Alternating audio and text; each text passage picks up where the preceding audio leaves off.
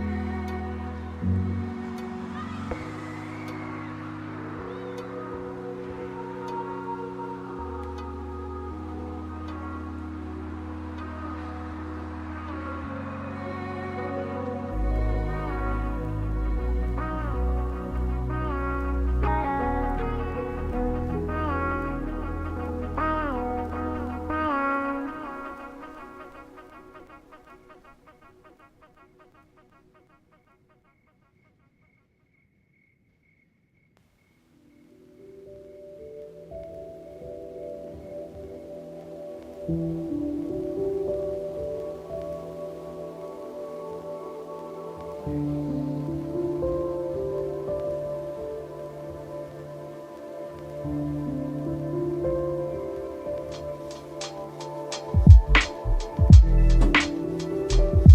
hear that, chat? That's a gigantic bottle of water.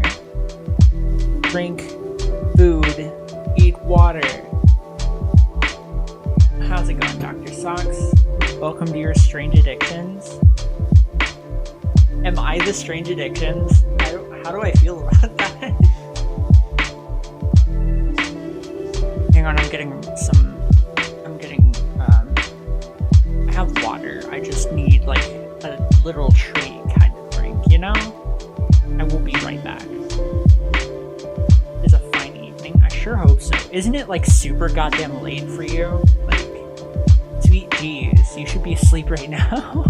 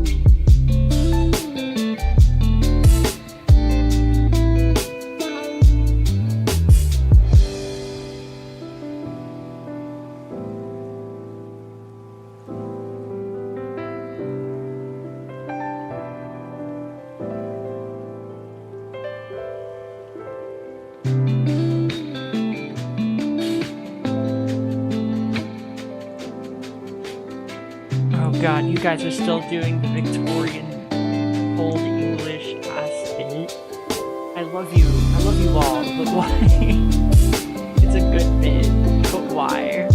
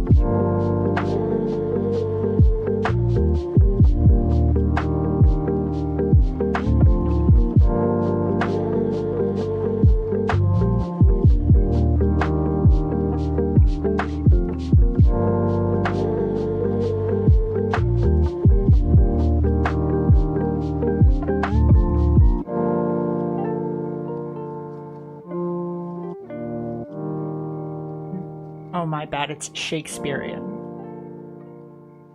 Very different. I forgot. Shakespearean. Yes, I say it dramatically.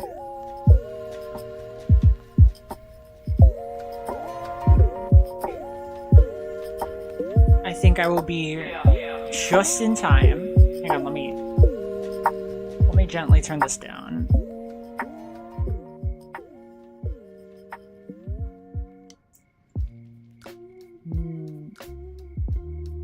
That ought to be good. I think I'll be just in time for Grandma.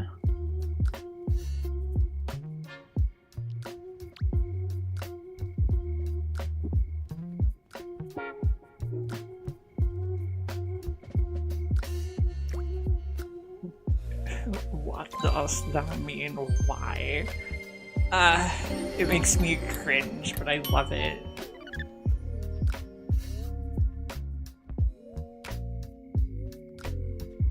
All right, very small. Away I go, okay. No, I'd like to land on this. Thank you.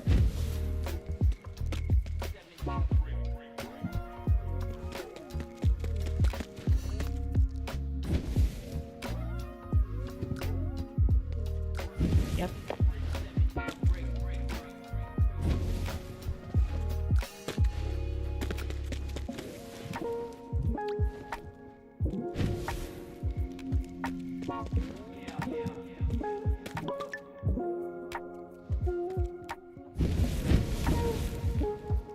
There, that should do it. I don't know what I want to wear though.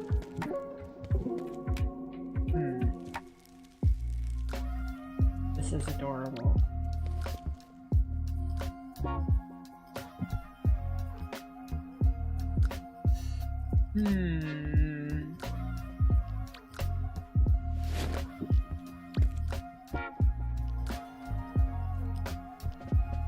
How's it going, Plate? It's nice to see you.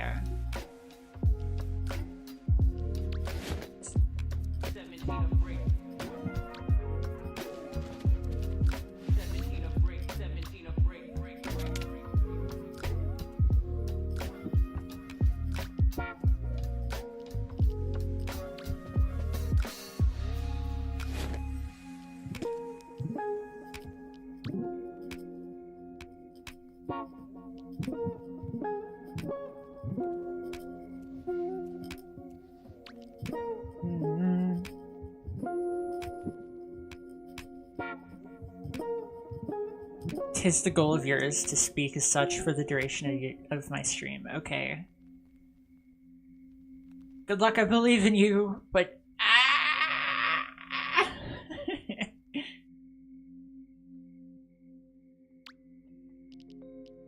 Flip this. Oh no, it doesn't even... Wait, I can't even do that. That sure doesn't. Not with this hair.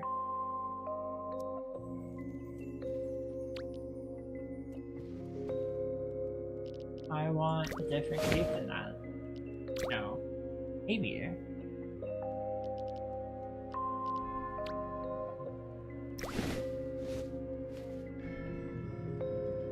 I could also just go full red fish.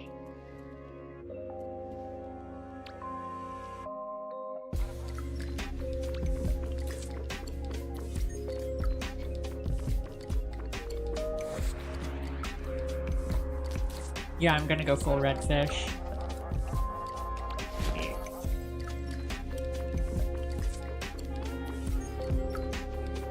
That is kind of fancy, but it isn't doing what I'm wanting it to do. This is.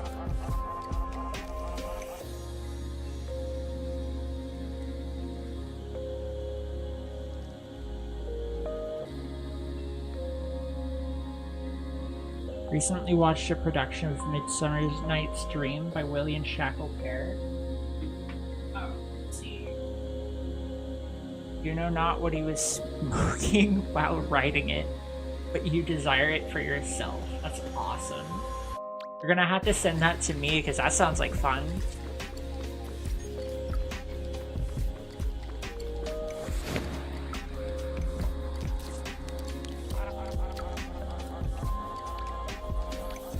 The funky dongle is cool though. I don't want to take it off. Kinda does match what I'm up to because there's silver on this. Hold up.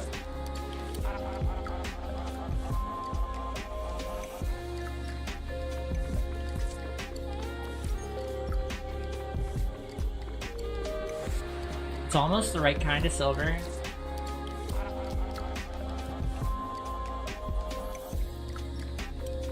Nonetheless.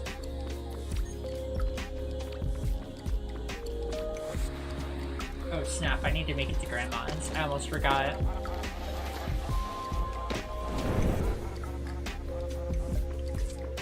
My hair is clipping through my cloak. Dang. Yeah, this hair is awesome, but it clips through almost everything I have. I noticed it's doing it real bad here too. Like really bad.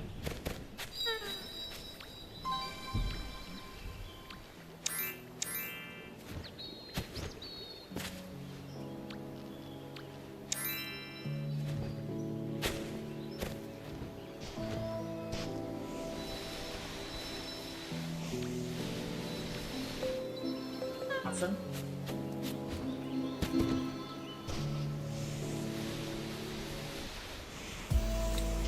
Aries lilies in full bloom. Alright. That's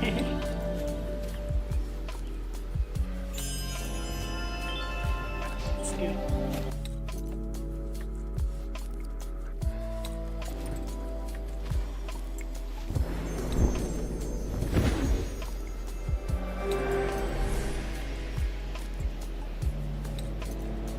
Alright.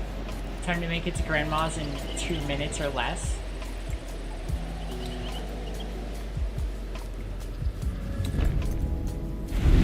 Like a glove.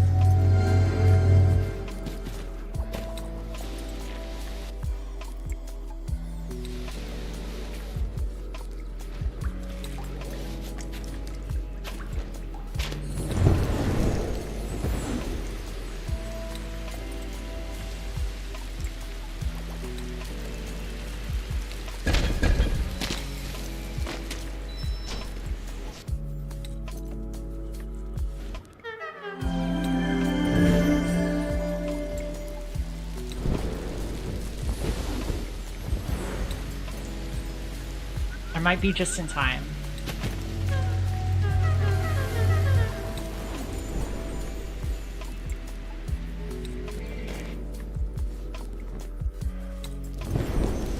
I am in fact just in time.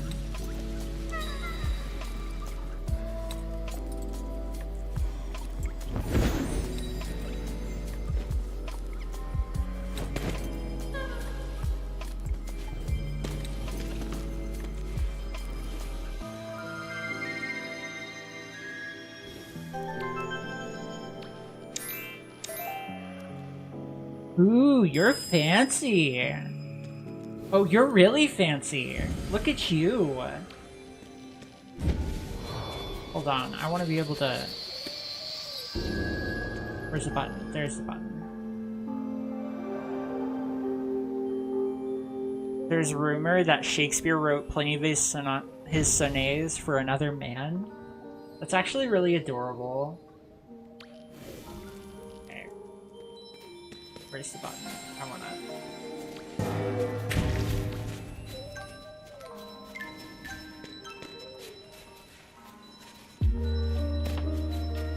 What in the... Whoa! I know that it did the fancy, like, footstep thing, but I didn't know it was that cool looking.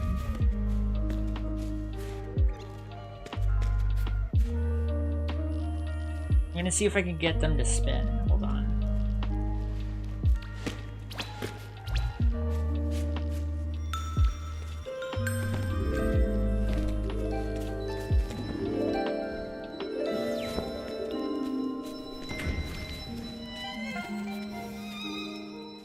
They moved. I don't think they're looking at me anymore.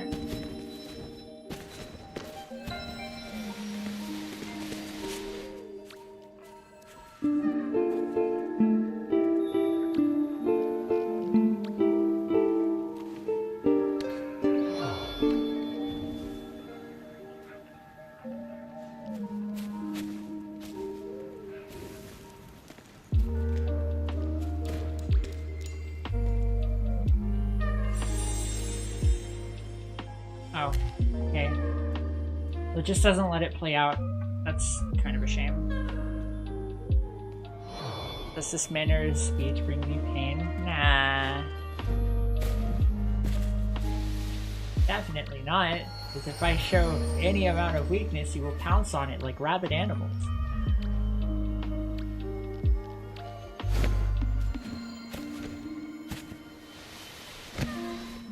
Oh. Yes.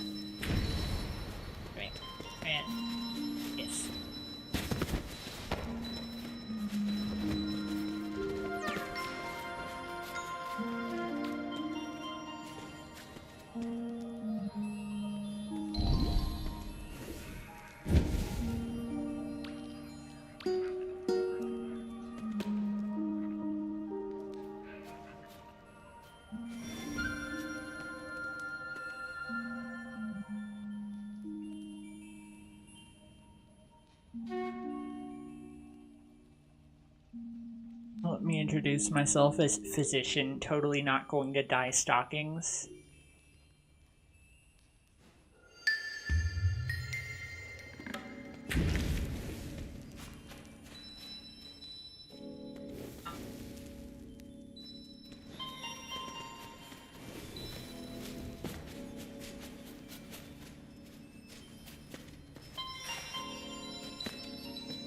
There, now I can see everyone.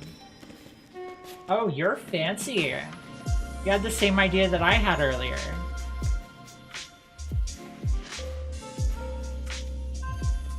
Look at that fancy gold trend. Quite wiggly though.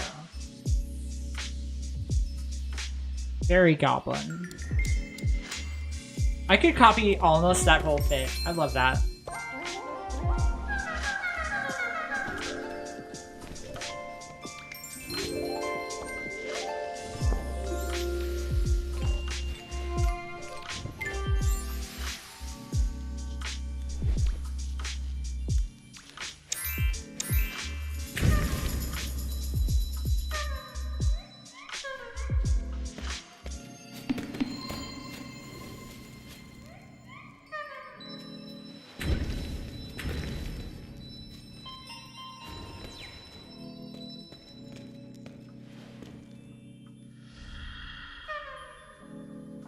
That's a really cool fit. I love that fit.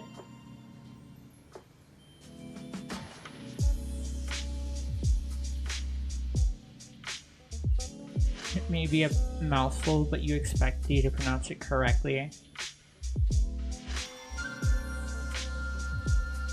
You must soon depart from your workplace and in transit. Yeah, that's pretty real. Get home safe.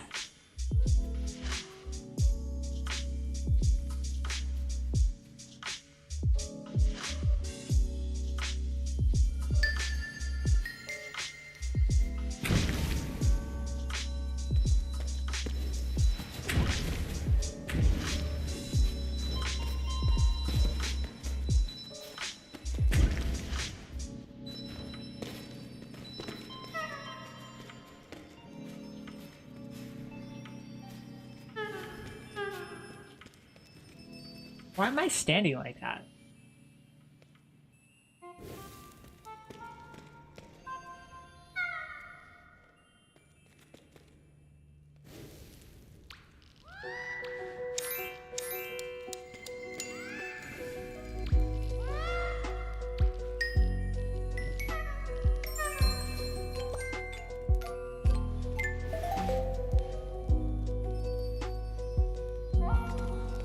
Something about the ones that wear white, they're just extra precious. Hey, wait, isn't that the new one that they snuck into the Days of Color? That is the new fit. It's got default gold trim. I kind of love that. I may have to get it. Later after Turtle, somebody remind me and I'm gonna go bother with that. Sounds like a great waste of my time.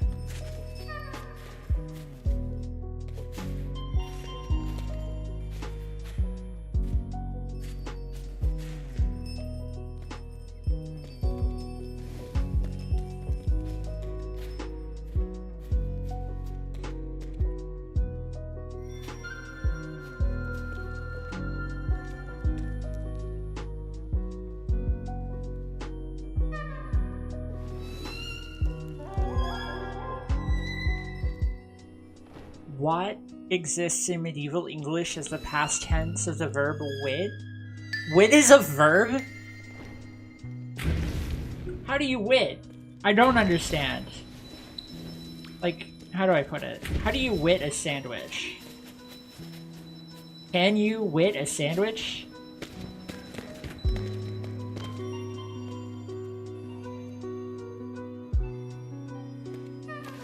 Please explain to me.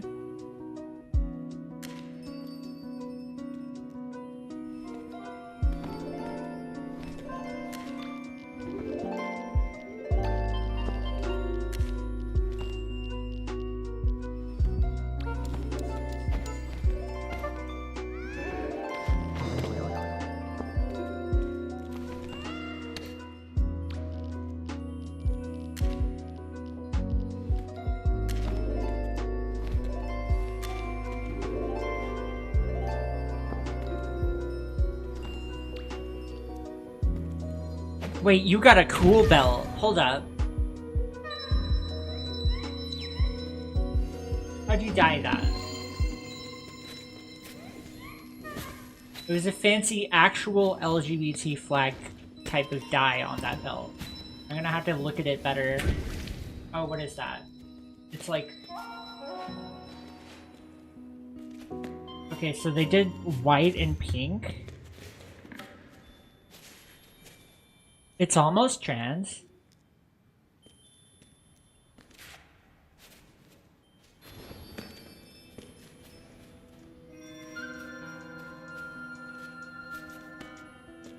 Because the blue and the pink are touching or something.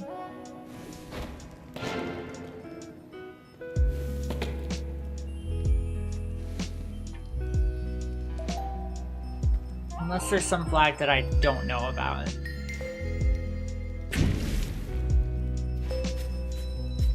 Wait until he gaze upon the pocket monster Sylveon. Oh, yeah, the literal trans evolution. I'm aware.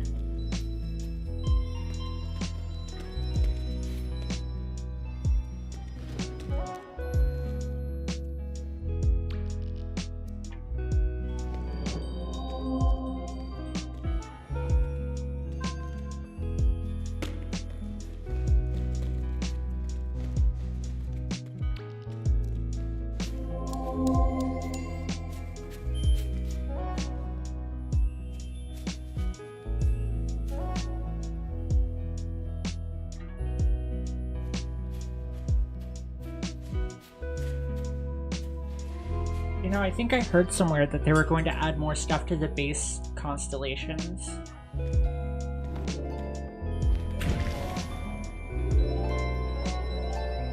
I think would be actually pretty cool. Fast. You have to be fast.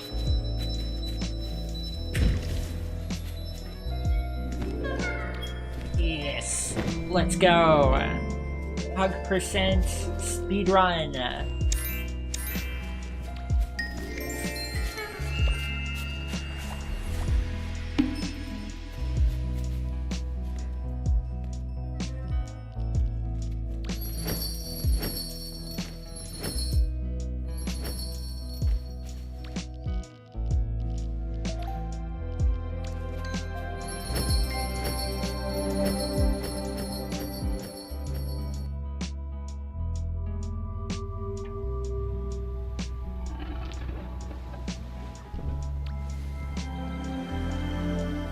Hold a friend's hand, find the candles at the end of the rainbow and valley, and meet up with frantic stagehand. But first...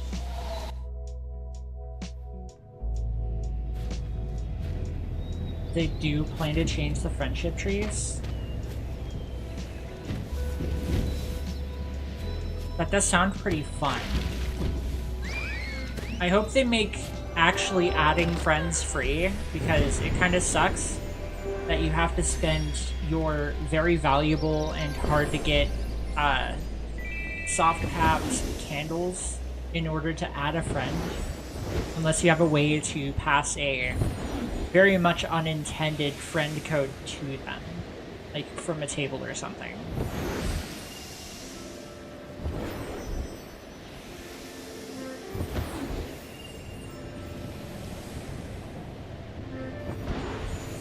Gardevoir has a 50-50 gender ratio, meaning men can wear dresses. That's amazing.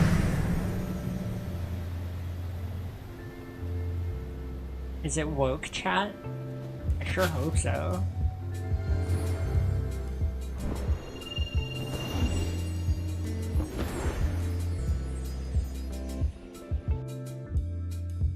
Machamp too. Okay, but the idea of like female Machamp is actually not, never mind. That's pretty sweet.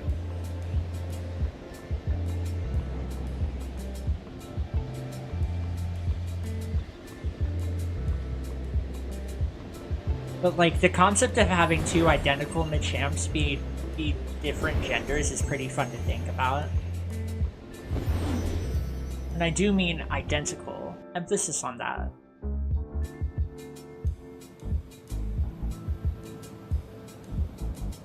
And Dish, you can hold my hand when you get here. Not before.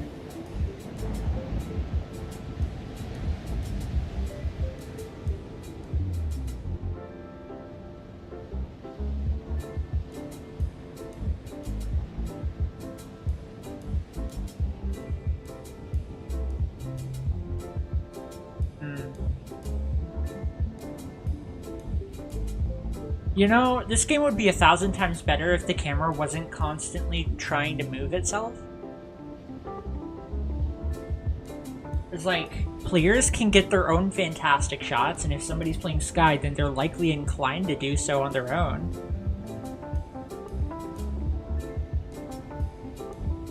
You don't gotta force the perfect shot on them. For sure.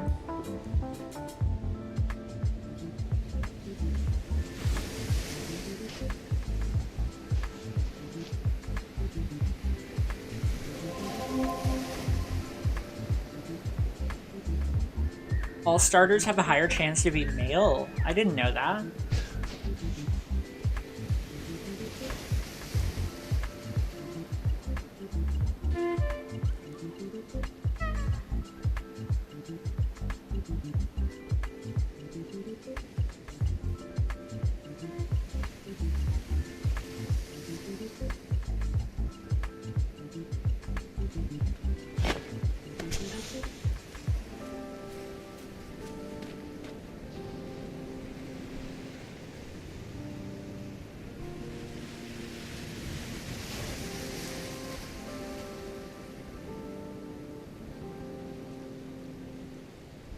Huh.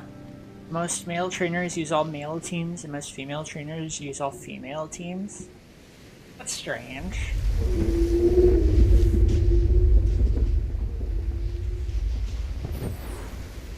It's an interesting detail for sure.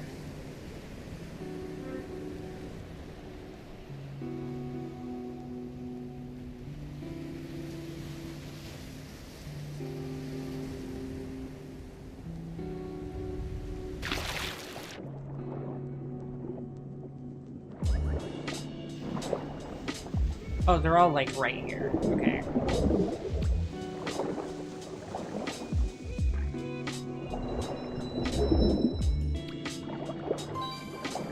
Oh yeah, that game company, you quote fixed the grandma issue, more quotation marks, but Wax is still invisible in Sanctuary. I'm so mad at you all. You should be ashamed.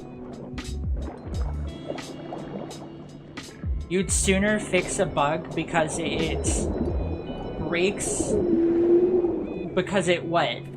Automates something. You'd rather kids run around with the hassle of like doing manually, but you can't fix a bug that's actually breaking the game.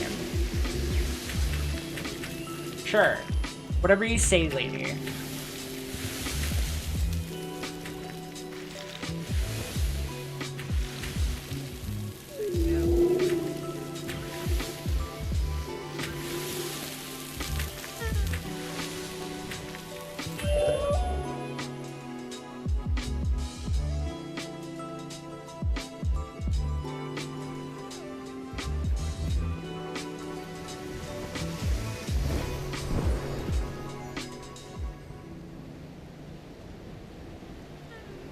Wait, the Fire Gym Leader, Ruby, Sapphire, and Emerald has multiple Pokemon with Attract. Since your starter is usually male, sweeping with Marshtomp is not actually that easy. That's pretty real. Huh. Never actually realized. It's fascinating nonetheless.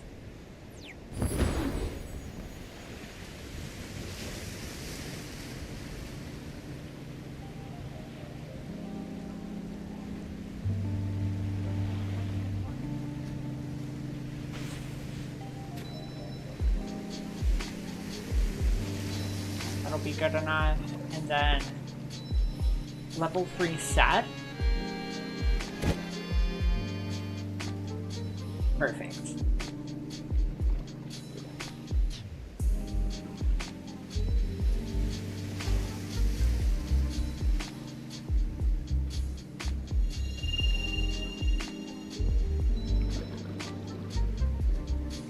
That's actually kind of fascinating. Also, I can't wait for one of these days in one of these generations a tract is just as effective on either gender.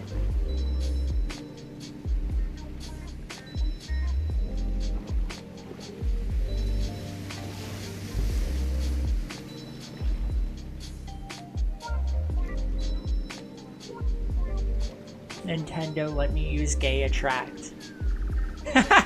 Yeah, exactly. Nintendo, please give the people what they want.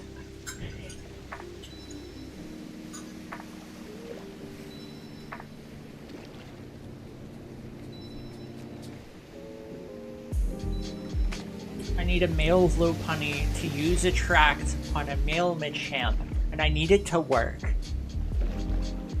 Not only work, but be effective. It has to be effective. It must be very effective. It's a matter of life and death, Nintendo. We need it.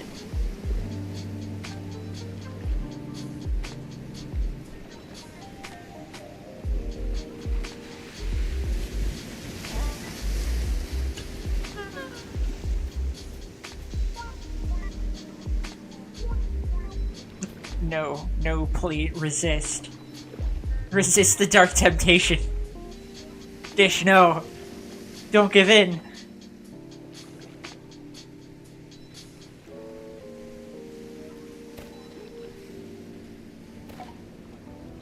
Wait, does that one work?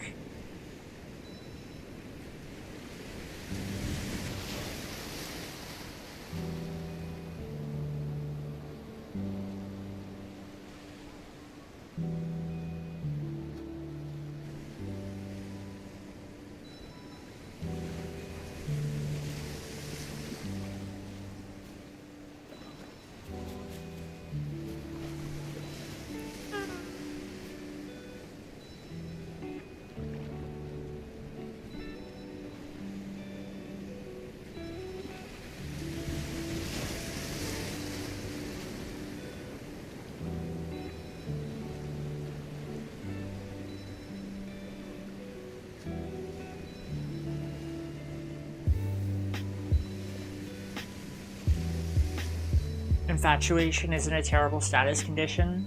Makes it so that the opponent can't move 50% of the time, but the lack of gayness makes it situational. Real! Let Pokemon be gay!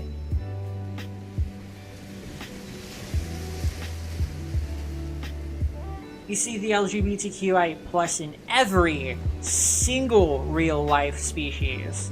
They're all gay at least a little bit. It's a little fruity across the entire animal kingdom.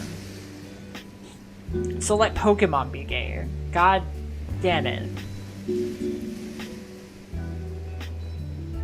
I need my gay femboy Lopunny. Please. I don't even play Pokemon. But I gotta have it. Oh, I missed a few.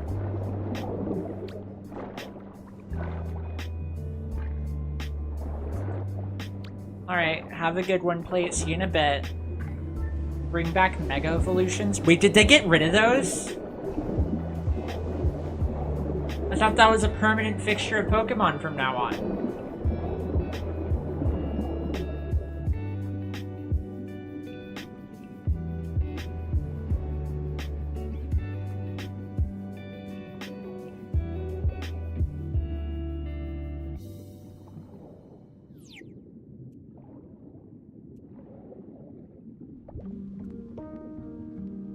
Okay, Turtle. Whatever you say, buddy. That was normal.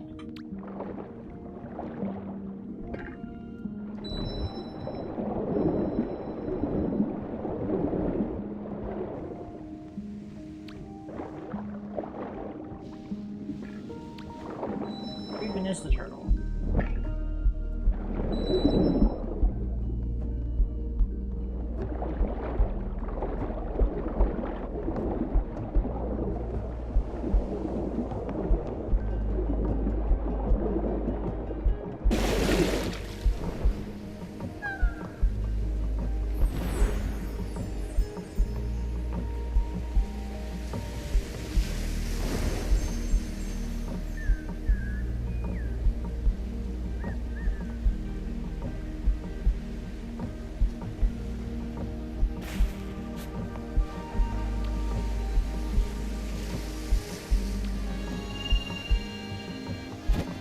delicious wax.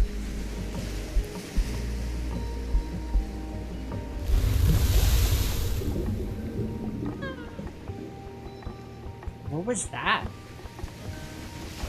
Did it just try to eject wax? They were around in Gen 7 alongside Seamoose, but then in Gen 8 they decided only one gimmick per generation.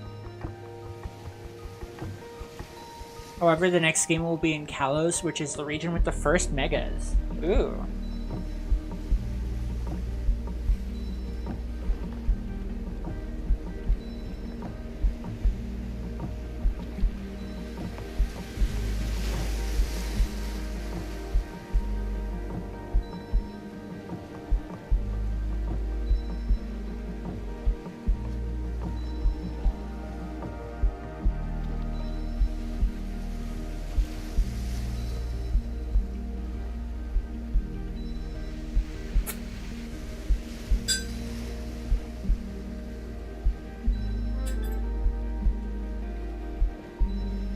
Sounds actually pretty neat. Man, when I was a kid, I wanted to play the crap out of all the Pokemon games. And that's mostly because everybody had like a Game Boy or a DS Lite or what have you, and they were playing Pokemon in front of me. And I didn't even get my first flip phone until like high school.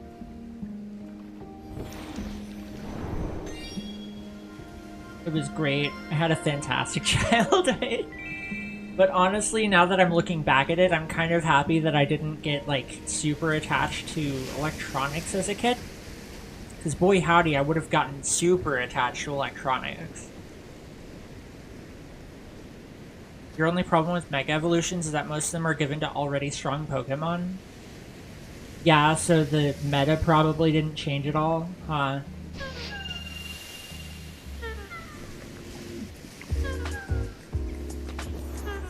Politely stop abducting me!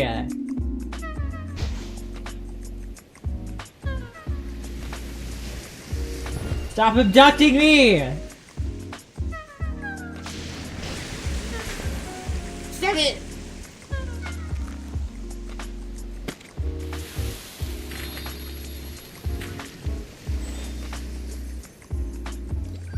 The real boss battle in this season is the godforsaken butterflies hijacking you as you fly about. You have to love it. It's court mandated.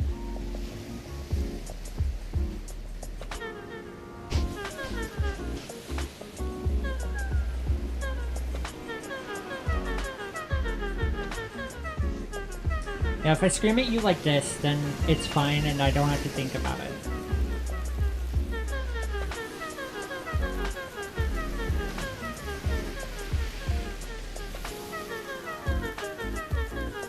You also love Pokemon. You didn't have any Nintendo console, but thankfully you downloaded a car and drove to John Nintendo, who gave you Pokemon Emerald for PC.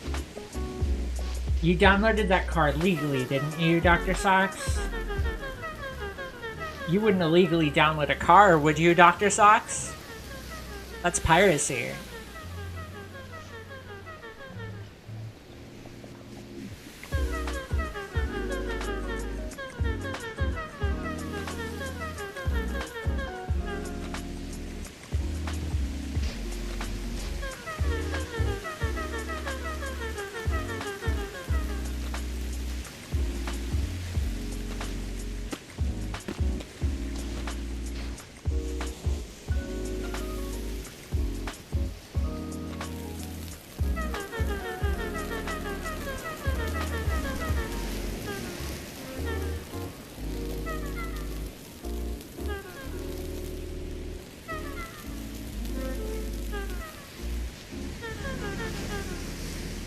Can't tell if screaming at it normally actually changes how fast it burns.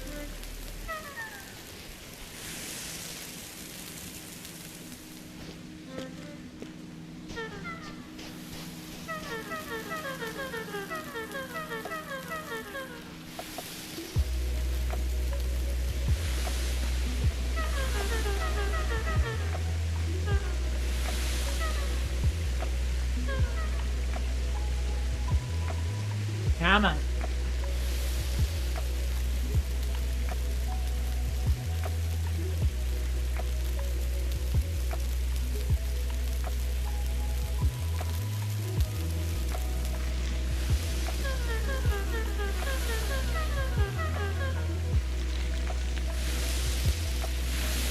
You're not ashamed of it? It's called being cool. It's alright. Oh, what is it? I mean, Nintendo sued Pocket Pair for infringing on Pokemon's, like, what is it? Game mechanics, which is bullshit. And then the Switch 2 cartridges are actually just keys to the games instead of actual games themselves. So if you have two Switches and you want to get Mario, like for example, I don't know, Mario Kart on it, then you're gonna have to buy 2 copies of Mario Kart instead of just one, and then downloading it on both Switches. So if ever there was a company that I would pirate from, if I pirated anything, it would be Nintendo. Because screw Nintendo. This is what you get for being a greedy corporate bastard.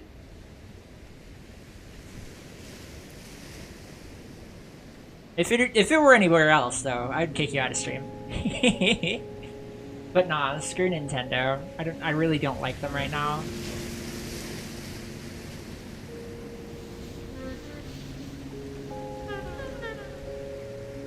Somebody just knock at my door?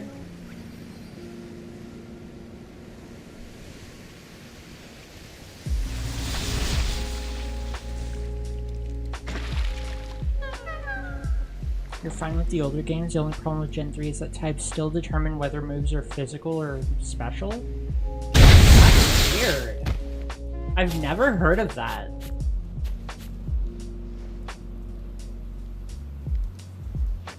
I'm gonna check my door real quick. It sounded like somebody knocked. I'll be right back.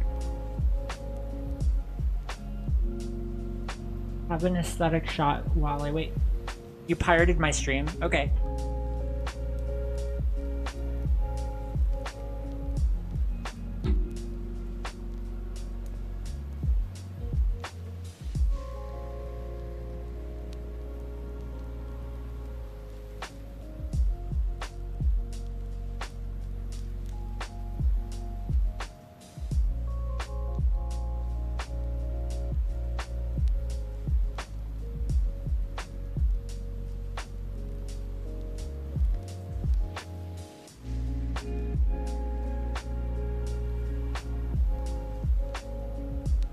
Nobody was out there. Could have sworn I heard somebody knock. I guess somebody upstairs was just bonking around. I don't know. Be right back.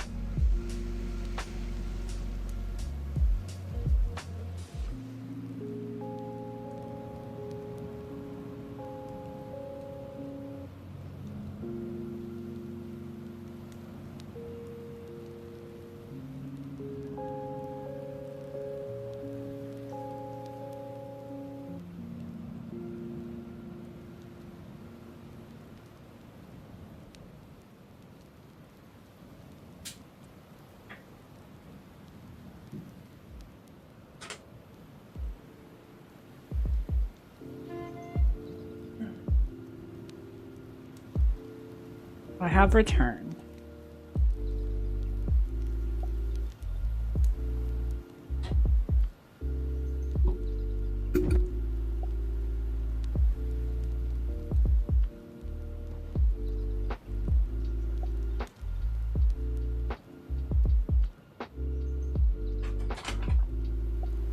And this time I have chocolate. Alright. I will... We're back home. Take this funky dongle off my back. And then we're gonna go bother with the color event.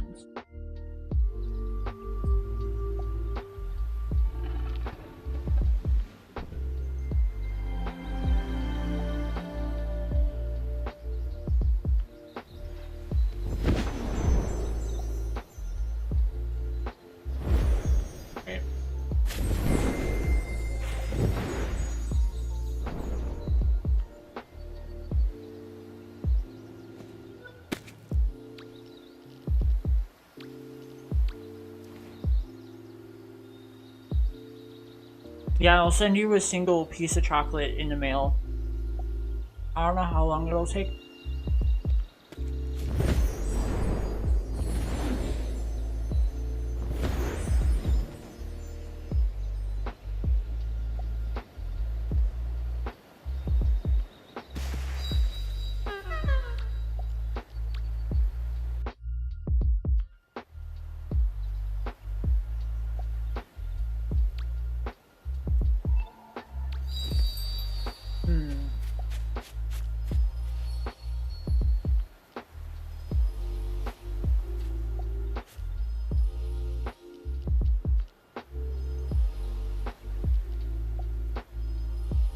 Alright, so what is that?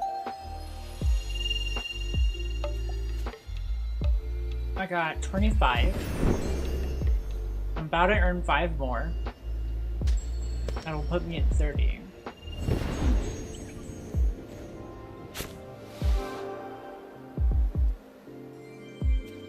So I'll have enough in 3 days.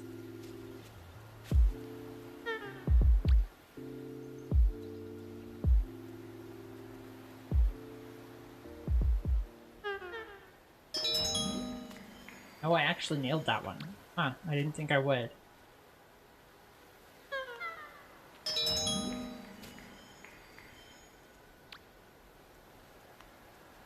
Game is ludicrously easy, you just gotta aim. Oh, that's weird. I say that and then I miss.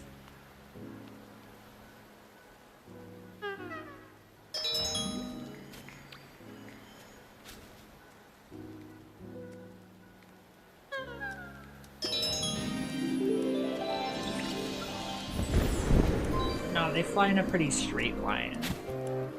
I don't want to play the same game again. I do, however, want to help. Yeah. Yeah, there we go. I do want to help Proud Victor get the red one as far out as possible. We're gonna win. We win. Let's go.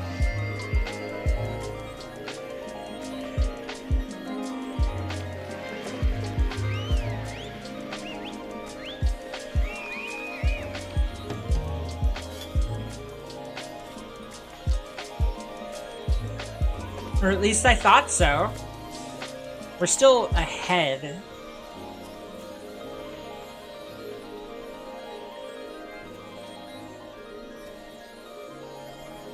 We're almost there.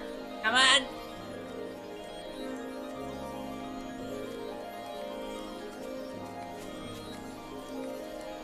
Ah.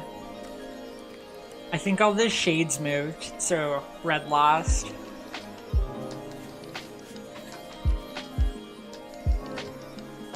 Such a shame how many big game studios are so incredibly greedy and either make the same game every year or don't make a game any year. Real. And then if somebody wants to like make a similar game but they do it way better and their sales actually pop off, instead of taking that as like a challenge to do better, they just sue them. That's the worst part.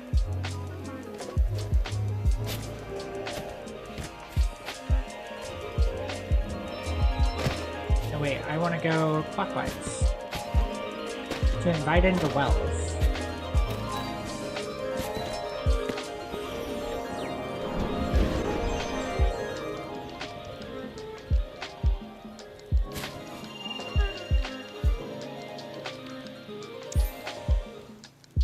This game is easier.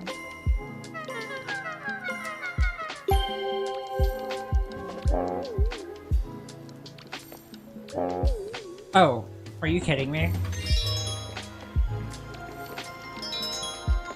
Okay. White and blue. Black and white.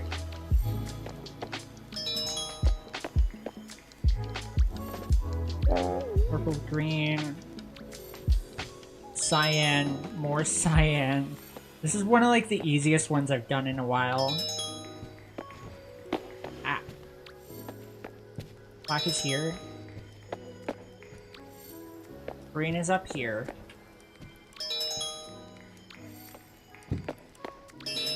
Sick. I think that's my best time yet.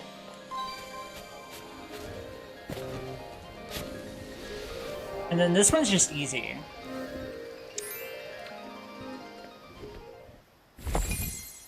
It's on the left.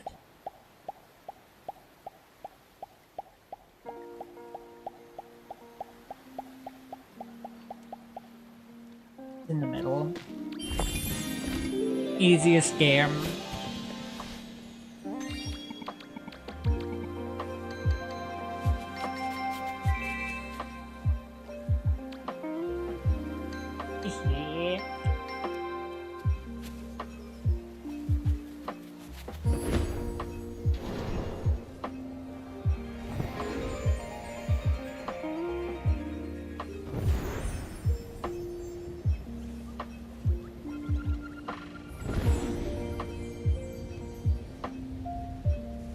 Go get colored. Ooh, that's a good one. Ooh, I like that one. I like that one a lot, actually.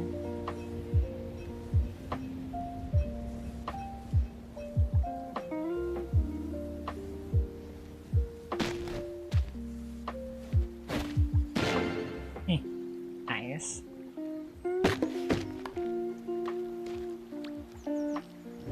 That's around for like a whole hour. Let's go.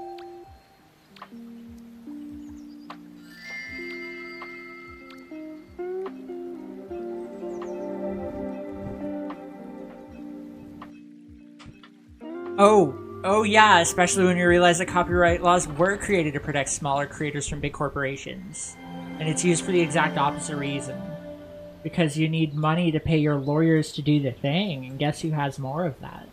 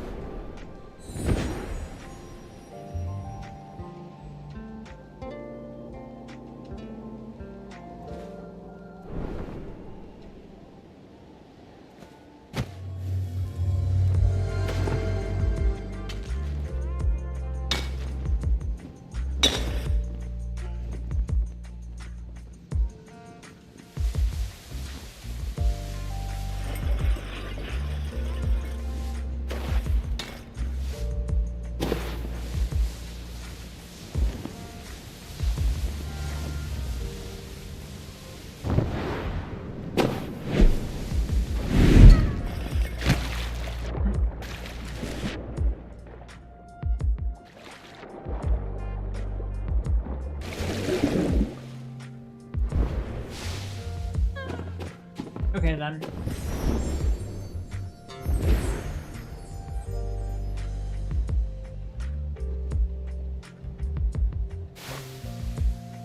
I am violently danger pink.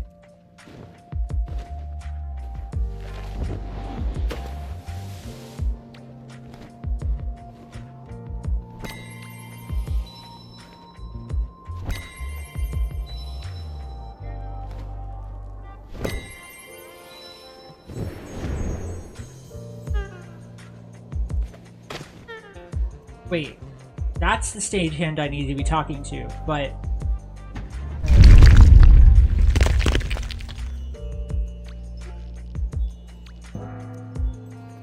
What? There's two of you!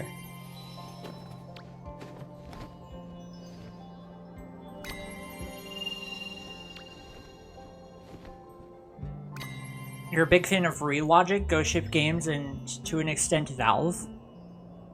You can in fact get a rock and stone. If you don't rock and stone, you ain't coming home. Hang on, I need to take a print screen of this.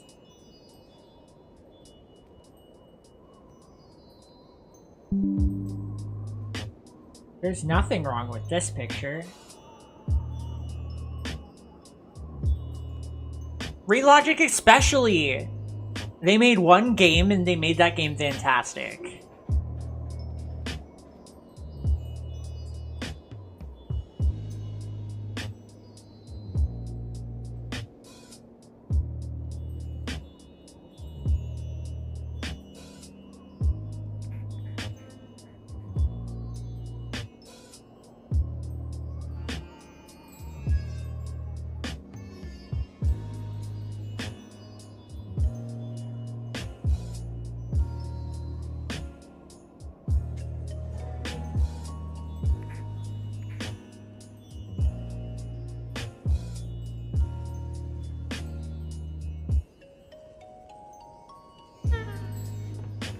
Okay, so that guy over there is the quest giver, right? I gotta talk to him. But he's also over here. And here he is not the quest giver.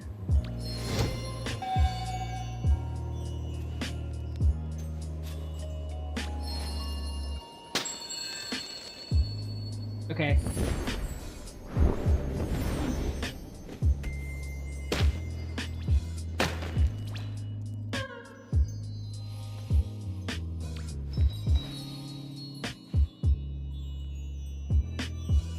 Hey, wait, you were just out there too?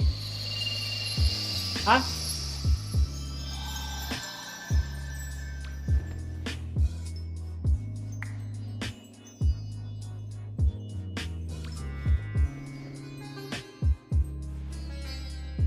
Good.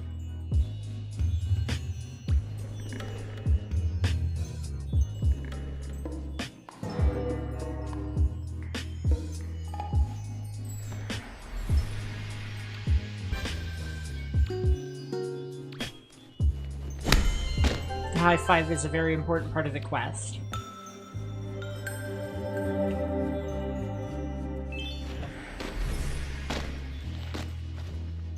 But yeah, the person that we just calmed down has been standing right here inside of this one other person. Basically the whole time.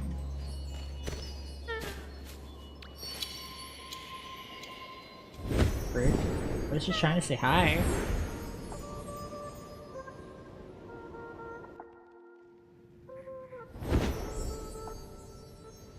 Oh yeah. How every update that they've made to that game has been the last update they'll ever make to that game.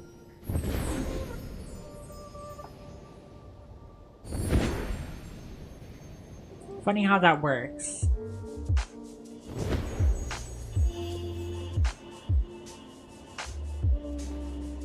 Maybe when it was the final Terraria update 6 updates ago.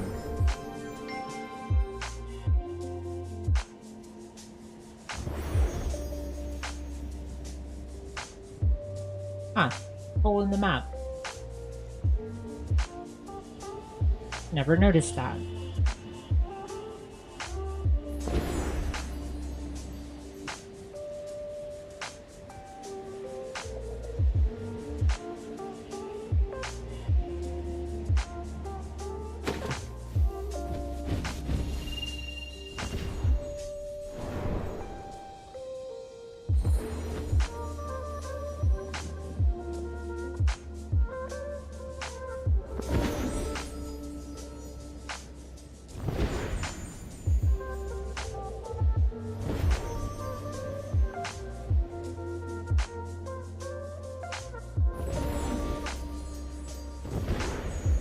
You know what? I want to touch Cloud. Up. Good. Okay, now let's go.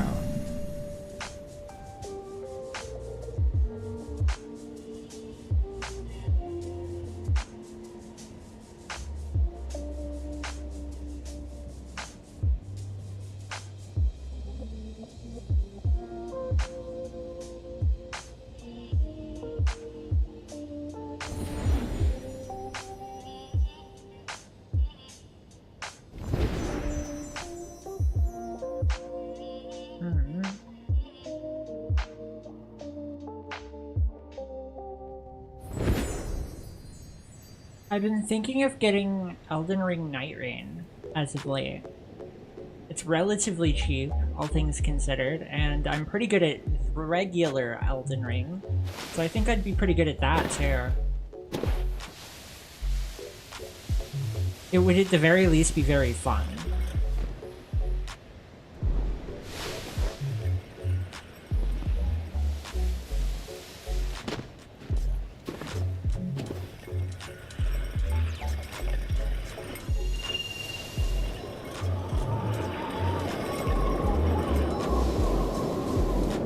Literally the first update was supposed to be the final wait. Literally the first update was supposed to be the final update, but now they can't really make for real final update. Or there will be hordes of angry fans. Yeah, I agree.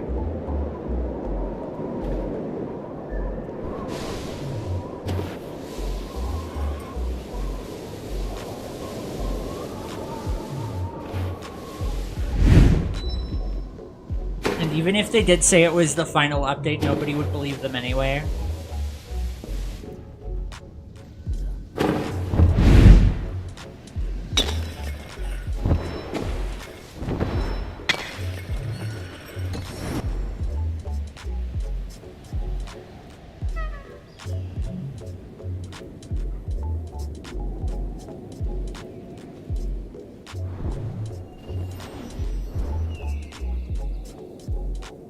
You like watching Elden Ring? Yeah, it's fun. I have shadowed the Erd Tree, but I never actually got into it. Mostly because I am not a filthy speedrunner, so it usually takes me like 10 to 20 hours of gameplay to actually get up to that point.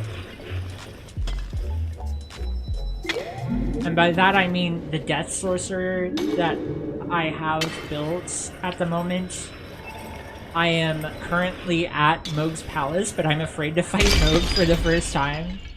I didn't do that in my first playthrough, so I don't know how to fight him. Then again, fighting a strange and potentially dangerous boss with a type of magic that isn't very good in the mid-game might be the perfect, it might be the perfect Erd Tree Horseman. Or what is it? Erd Tree Cavalry? Whatever the heck that guy's name is. It might be that perfect challenge that I need to get back into the game and get good at the game. We'll see.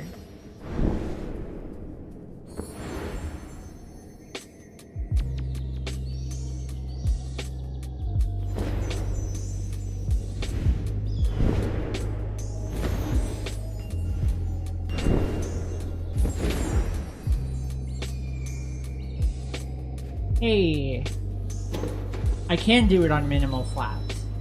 Who'd have thought?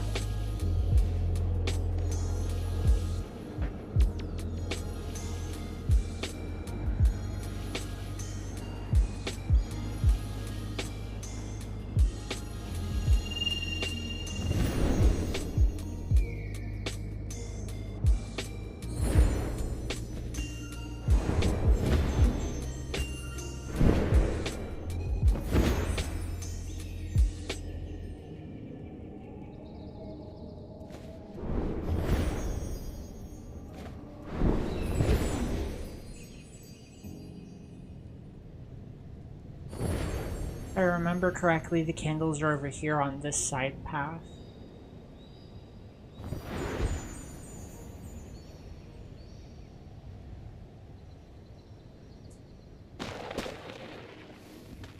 It's extra interesting since, oh, what is it?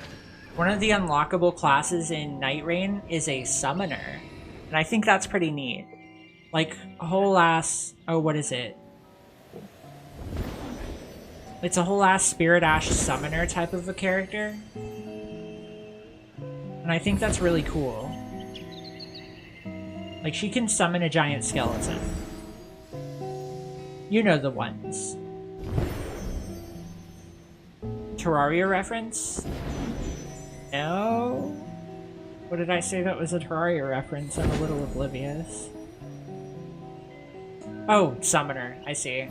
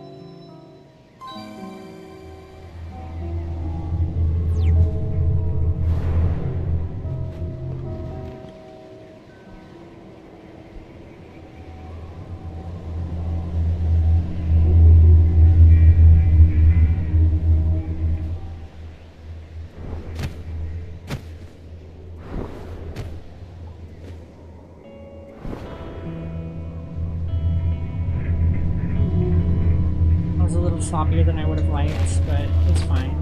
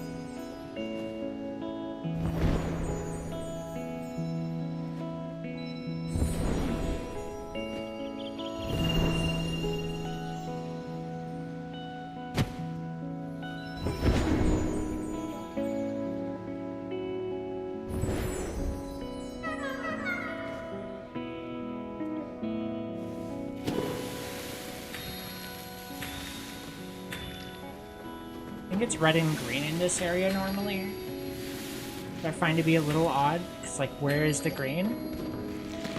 Red makes sense. Oh, I missed one.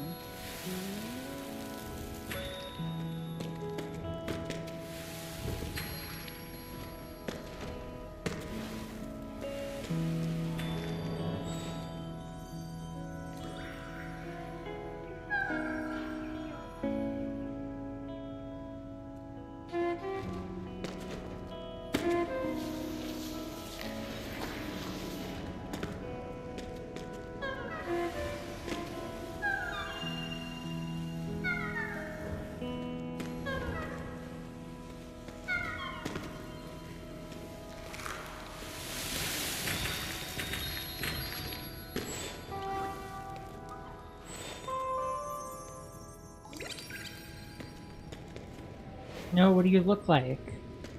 I didn't get a good look at you. Oh well.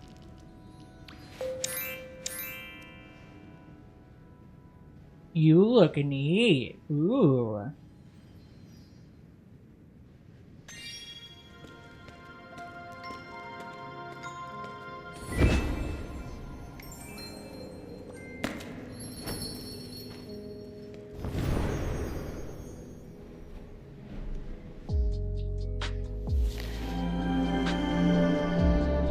Would I download a car? Probably not.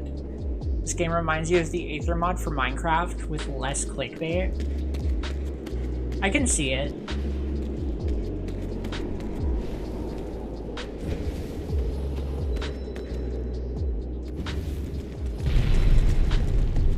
Ah, jeez.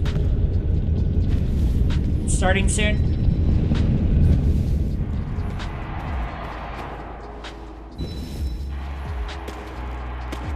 Nope. Okay. Didn't give me any time.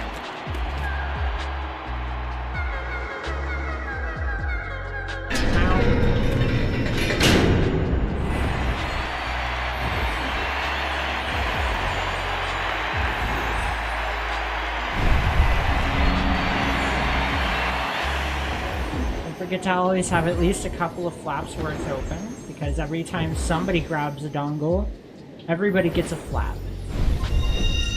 It's a free flap. And I have like 11 slots to stick one of those, so I better be using it. There's also clouds literally everywhere. Ow. My head.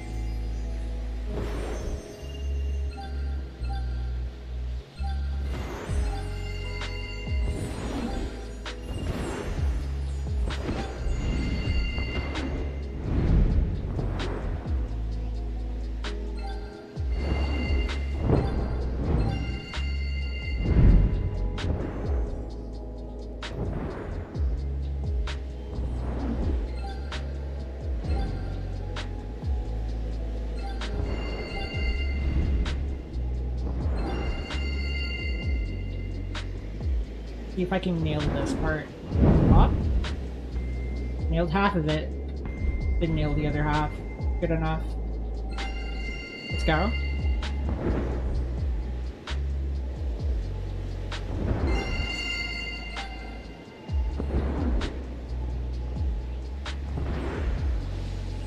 I'm ahead by a good margin, but I doubt that I have the most dongles. We're about to change that here in a second. I missed that one. Ah.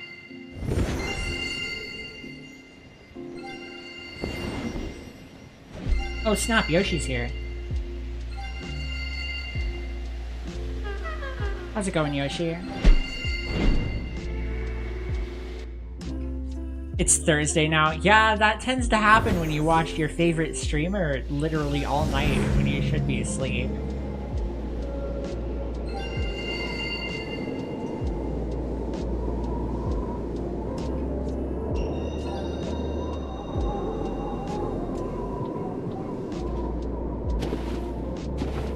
Give me speed.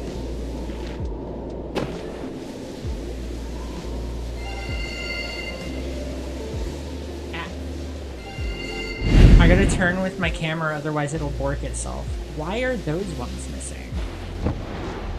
Has somebody been down here already?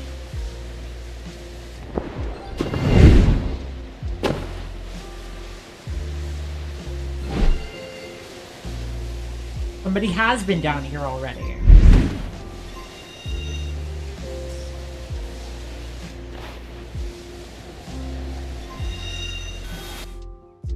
Aw man, I merged with somebody who already stole all the dongles. They're not here yet though.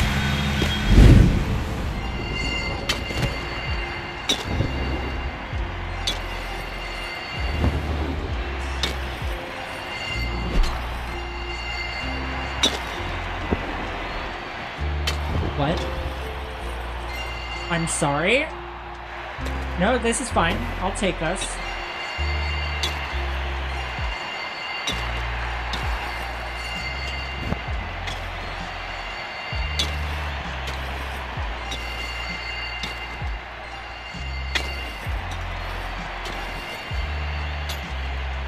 Not my fastest run ever.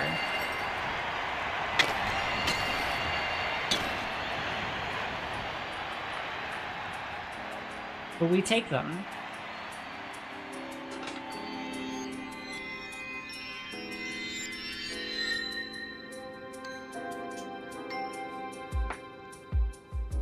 I still wish all of that would amount to actual wax. And not just like a single candle.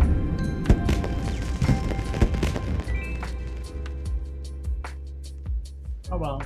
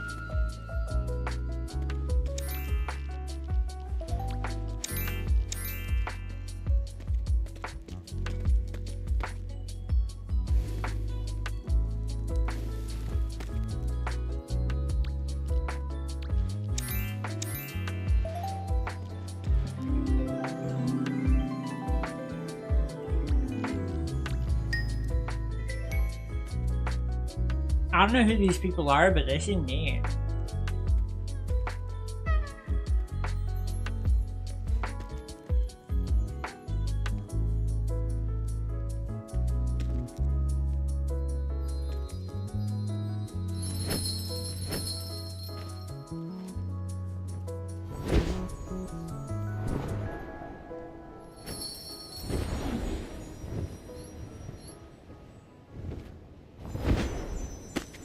What did I just bump into?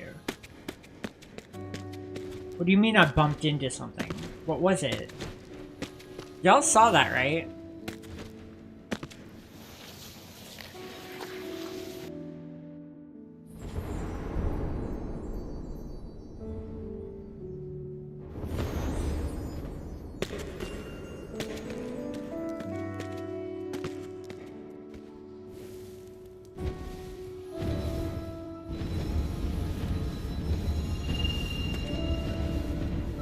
gonna win the candle race.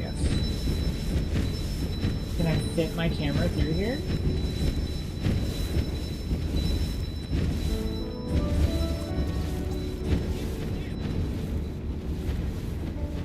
It looks like the left side won. No, actually it went through the middle just fine. Never mind.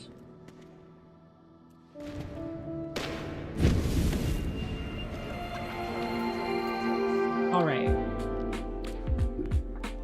I have one more to do. I have no idea if or when plate will get here. But soon. The next and most important part is probably this lady. She has a new... Grandma has a new quest for me, and I want to go and experience that. But first I'm going to go experience it without any extra music.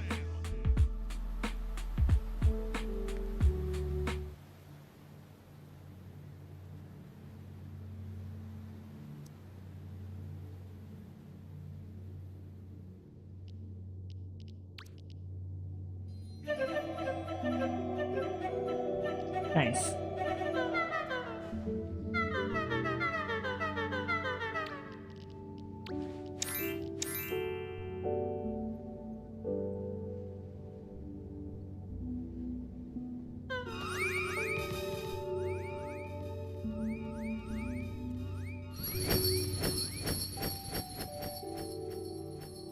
That's pretty real.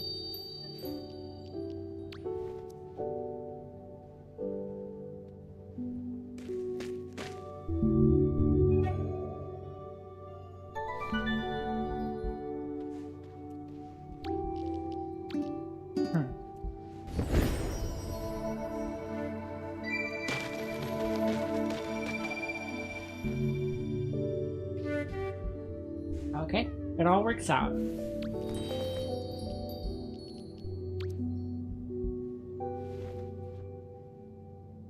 Act 4 time. The forest. Who wants to step up next and try to comfort the depressed child?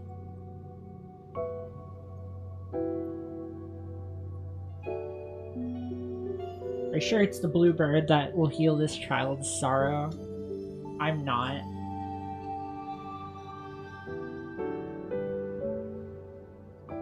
I know of a bird blue like a pristine river, whose call reflects the peaceful harmony of the forest.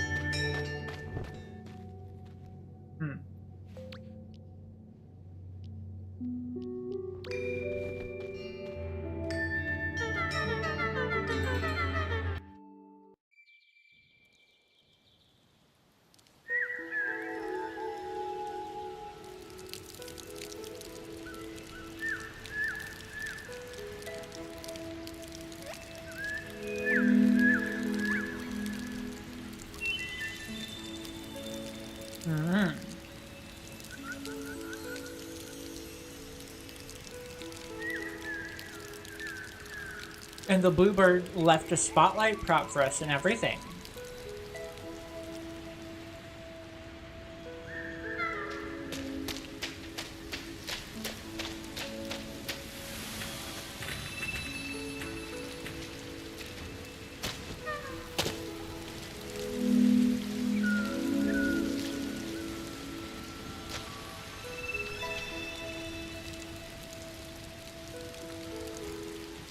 Okay, and? Peaceful forest is one of the many colorful birds. I've only seen one. Well, maybe two. Sure, you can find the bluebird here. Maybe the bluebird is closer than you think.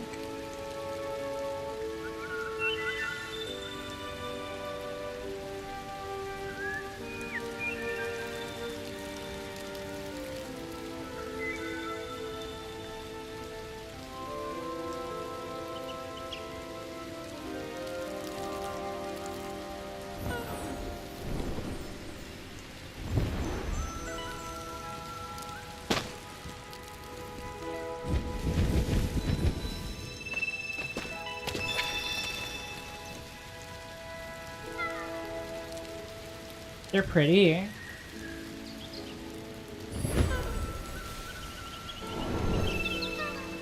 Oh.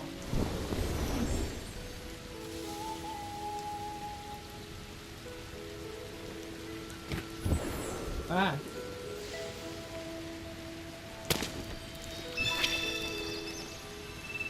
These ones are white.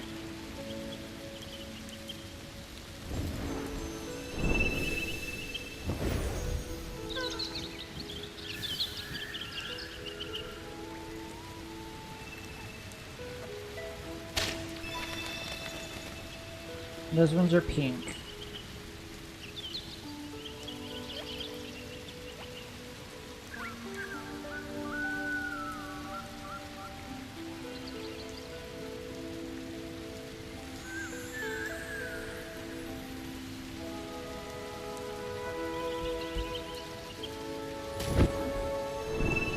How's it going, Yoshi?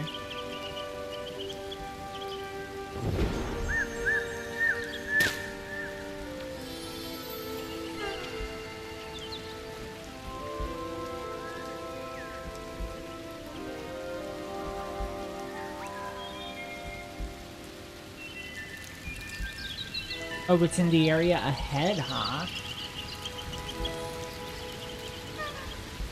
No, I cannot escape here.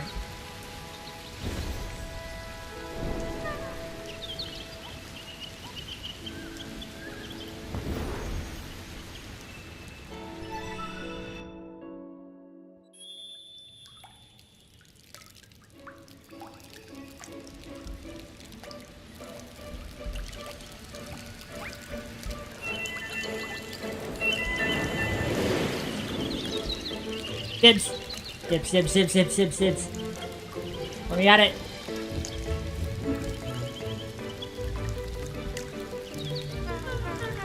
Oh, that means I can fly. If I can honk, I can fly. Come here, you little shit. I'ma have them feathers. Gimme, gimme!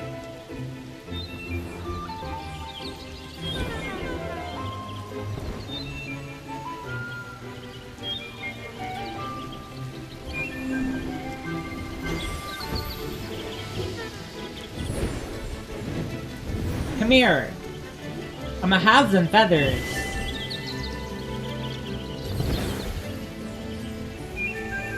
You can't escape this.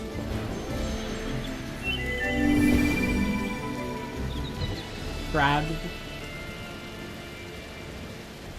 As per usual, it disappears.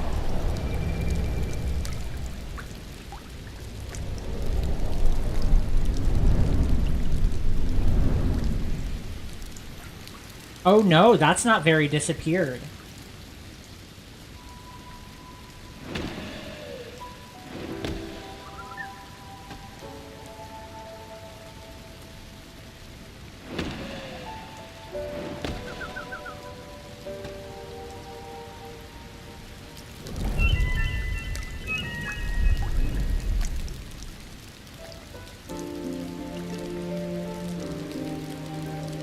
What have you done? You've angered the forest spirits?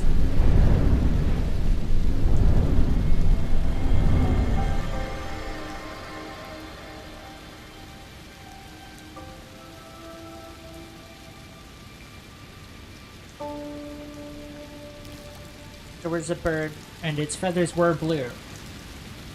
But golly gee, did you screw up by chopping down all of its favorite trees? Didn't you, Mr. Woodcutter?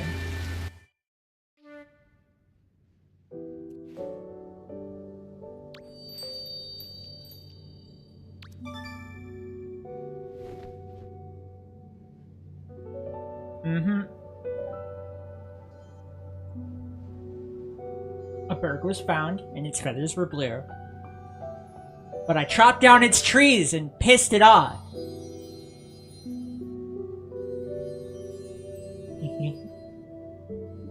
Gerard.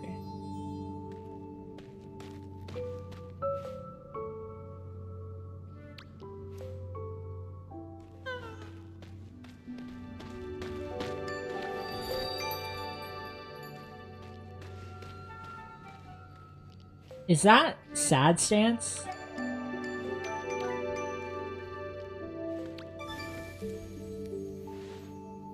Few of you get drawn into an existential crisis by a literal bird.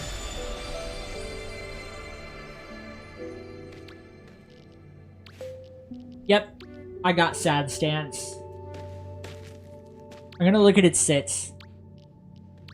So there's like regular mope, extra mope, and then hyper mope, I'm guessing.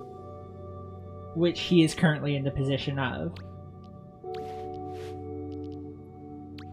That's pretty handy, I suppose. I won't be using it anytime soon. Not the 2,500 pound bird guilt tripping. Real.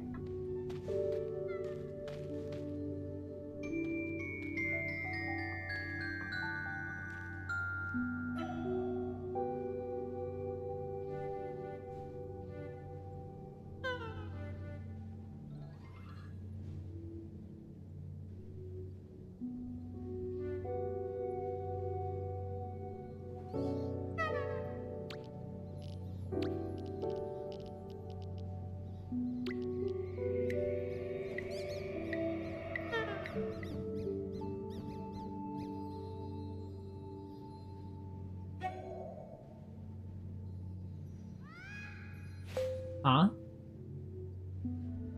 Now, hold up. I saw that. What the hell was that thing?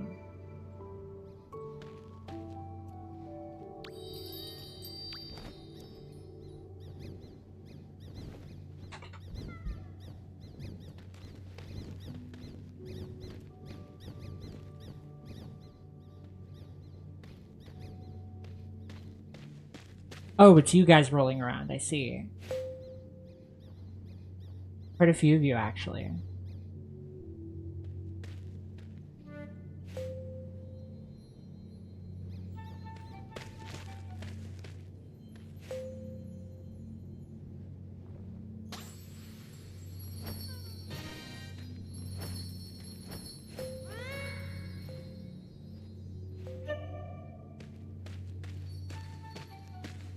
Shakespearean language has been the bit for the past, like, 6 hours.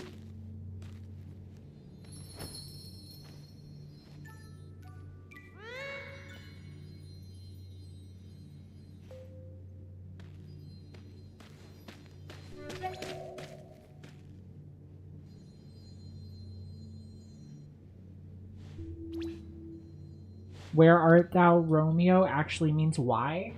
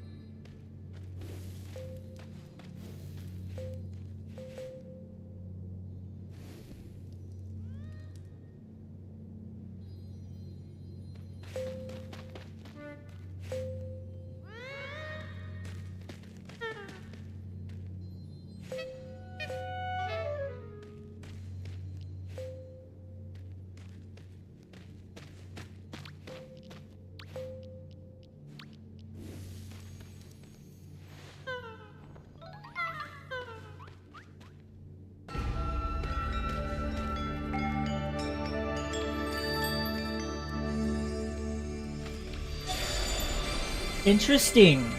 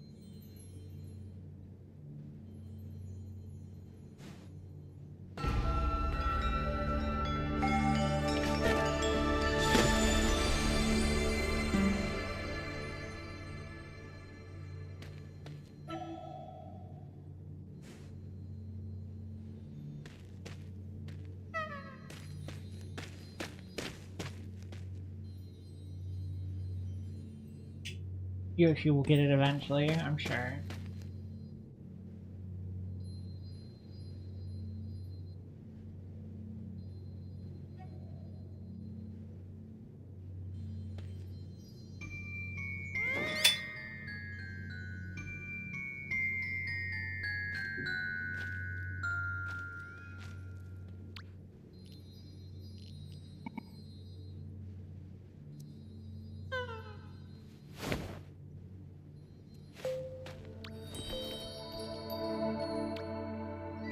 The next one's in 11 days. Ah. But the spirit I'm looking for isn't even here. Physician, totally not going to dye stockings. Yeah, that's his full name, actually.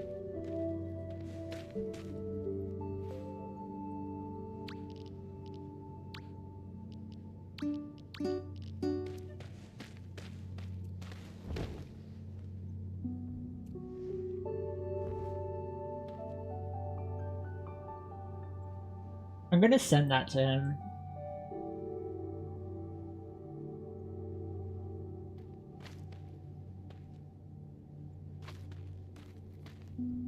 Actually, hold up. Okay, so chat, print screen.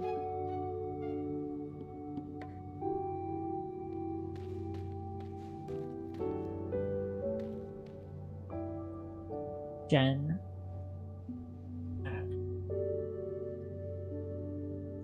Doc Socks.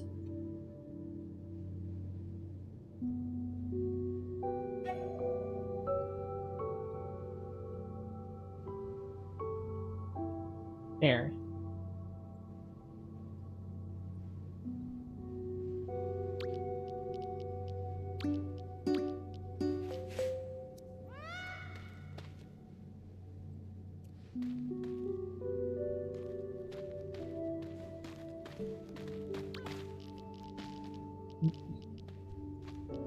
I'm just going to very aggressively not follow the bit and let everybody else do it too.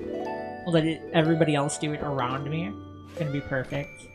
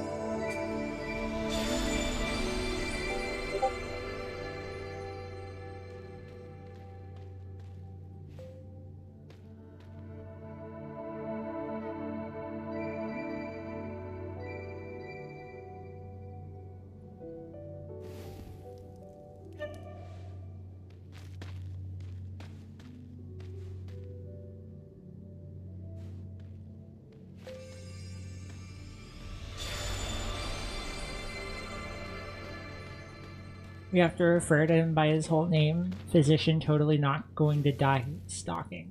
Dr. Socks is just a shorthand.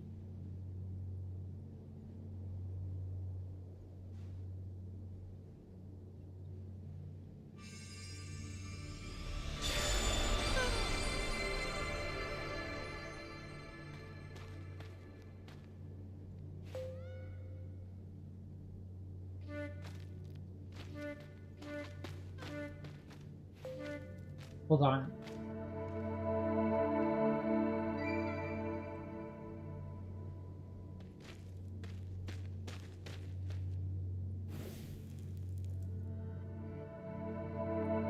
I must know, and you must tell me.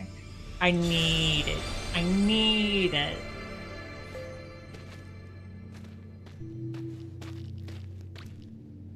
Also, one of these days.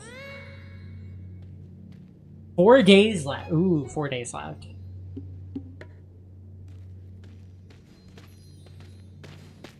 Saddens you to say that it does not fit the scheme of colors.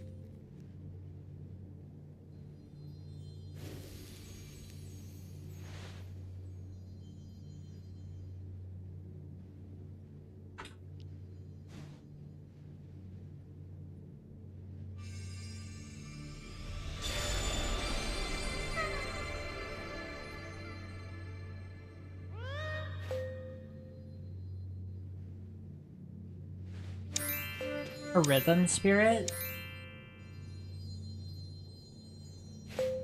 Oh, some sort of kissy spirit. Okay. I'll have to look at it later.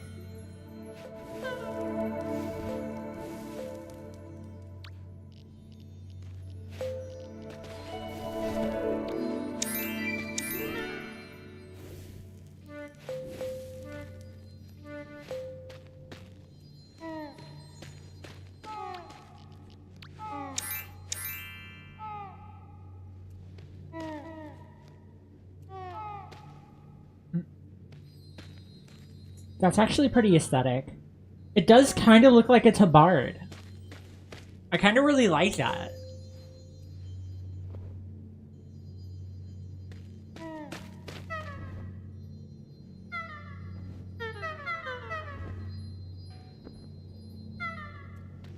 Although I don't understand the she's very well.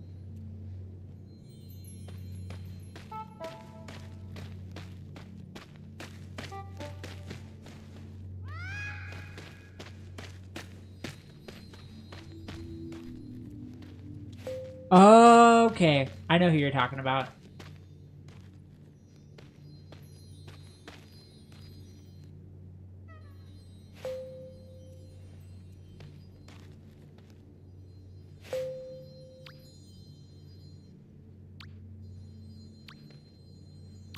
As much as I like that spell, I'm just gonna remove it.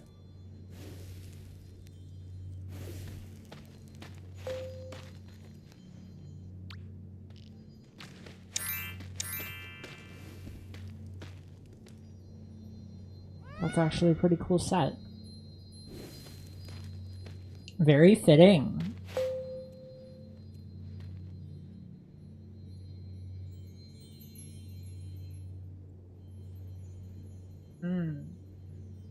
Man, I missed this.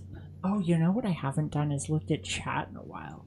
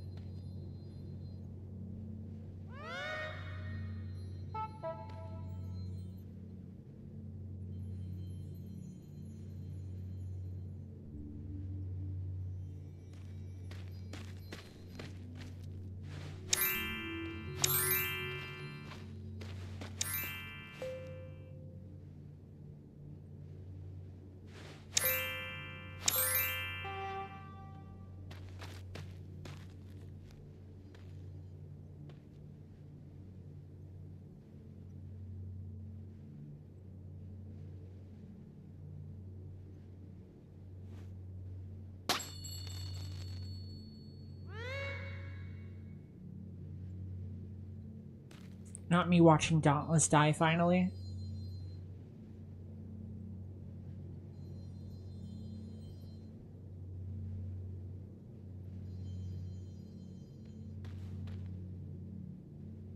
Oh. What's the goat mask?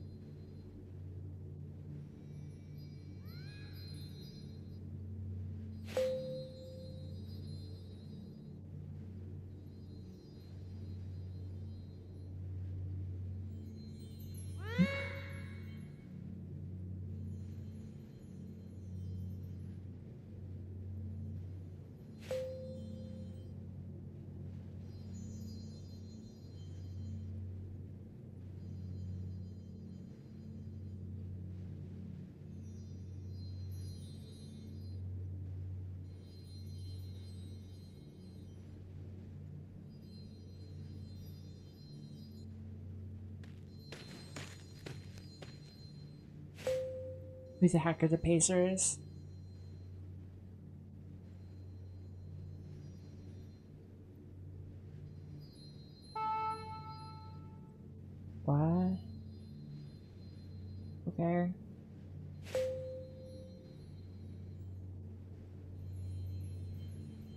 Not me browsing Discord.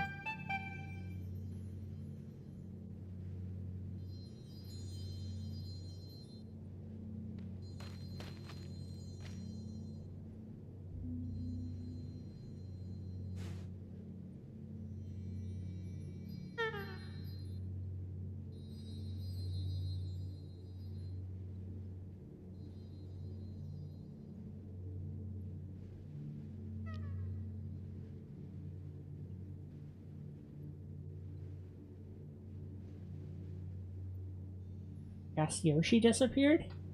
Feels weird.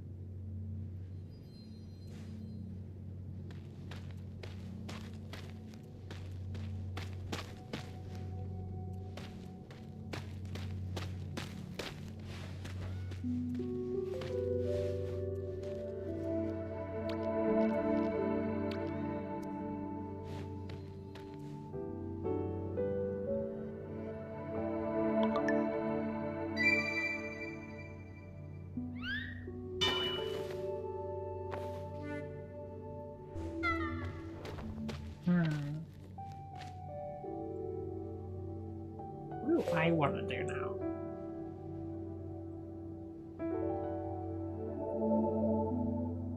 Thinking bubble.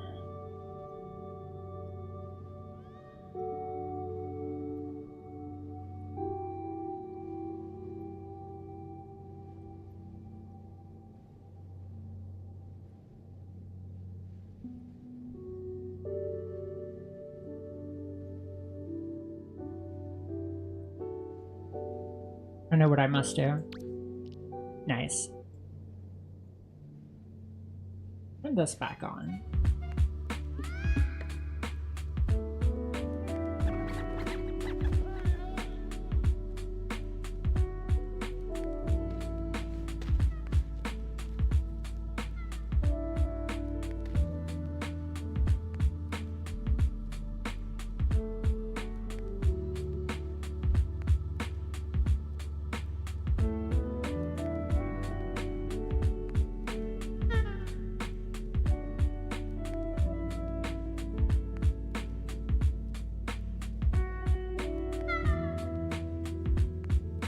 I sincerely doubt it you just got on today.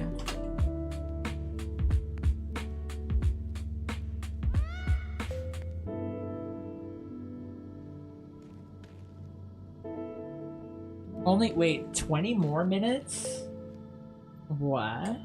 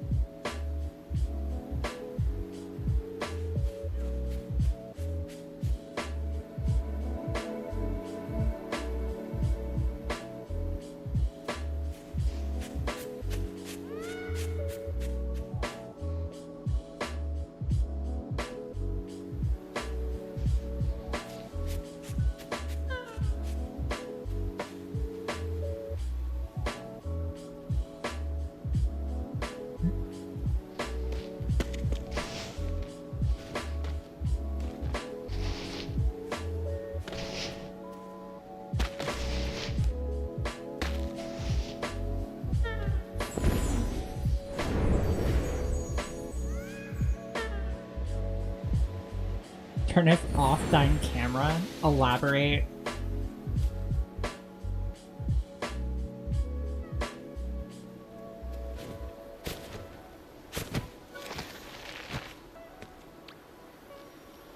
Wow.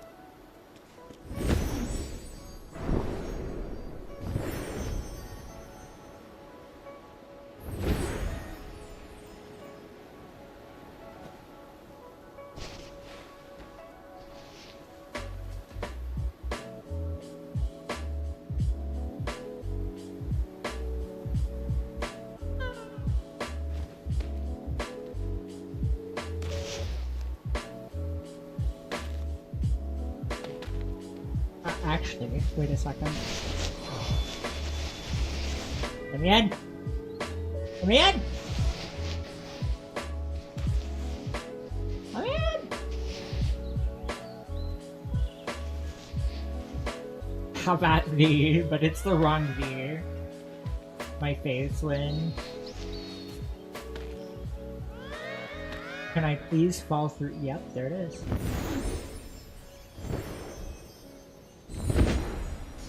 Ooh.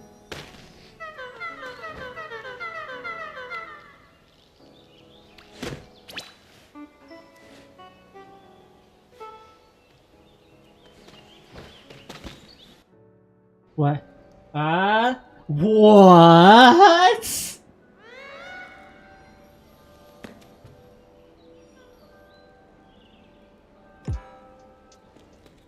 Oops! I guess we're doing this now!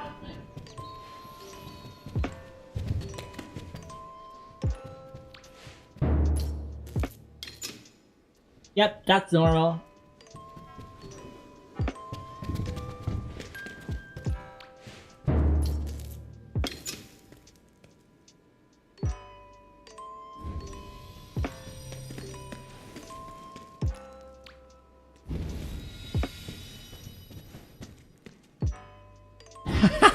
It's a Jaws reference. I love it. It's a Star Wars reference. They even got heckin' My Neighbor Totoro in here.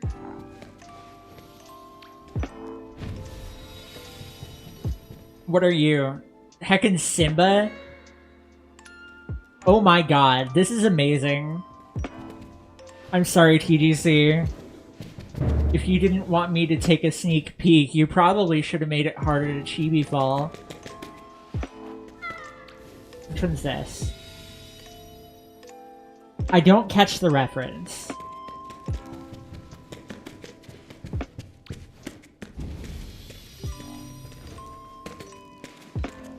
That's Jurassic Park. Ah.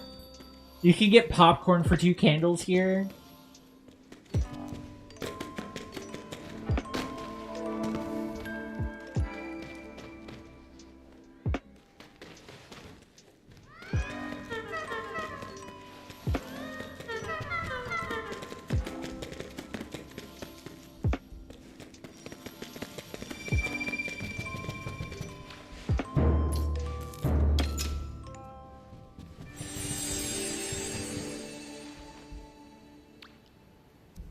Oh, I have popcorn. Is that an Emmy?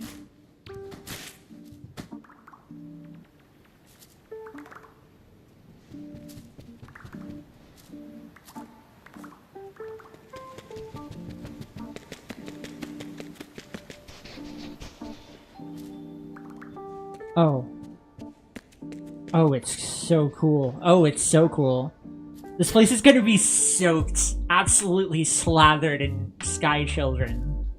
There's gonna be Sky Kids all over this area.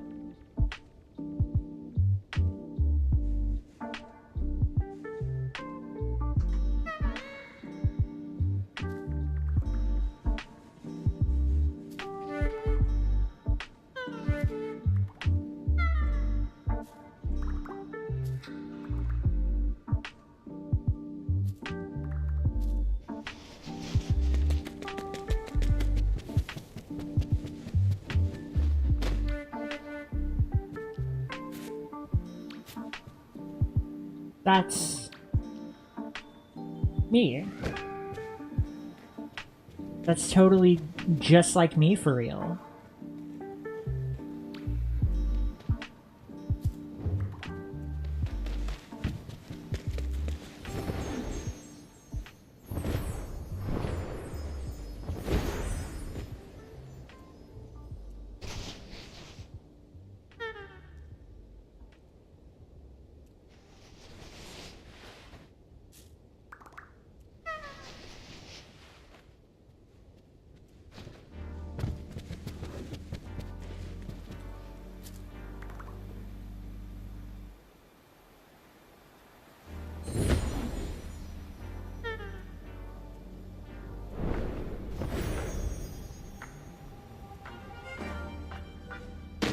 Oh, there's even a... Hey. I like this. This is cool.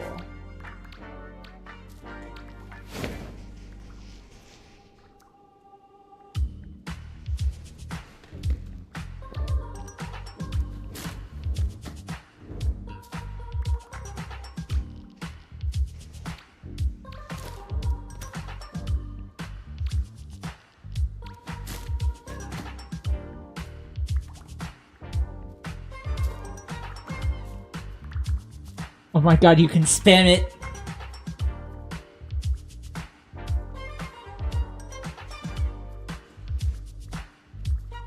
This is totally not a choking hazard.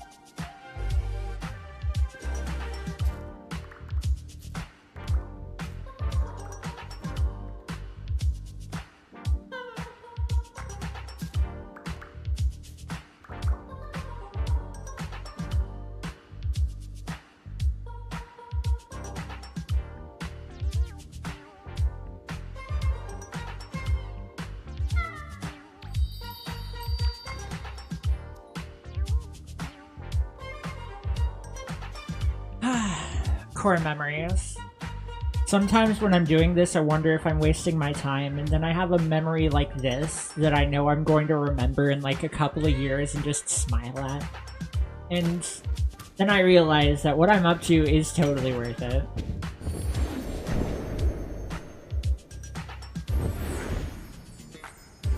Now let's go headbutt a gigantic black wall.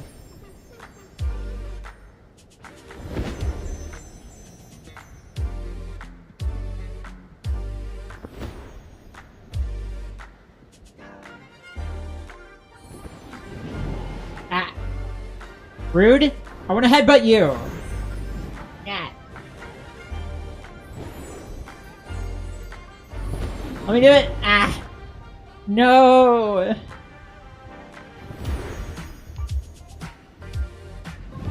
Yeah. That upsets me greatly here. How does one say bonk in Shakespearean? Oh, I have no idea.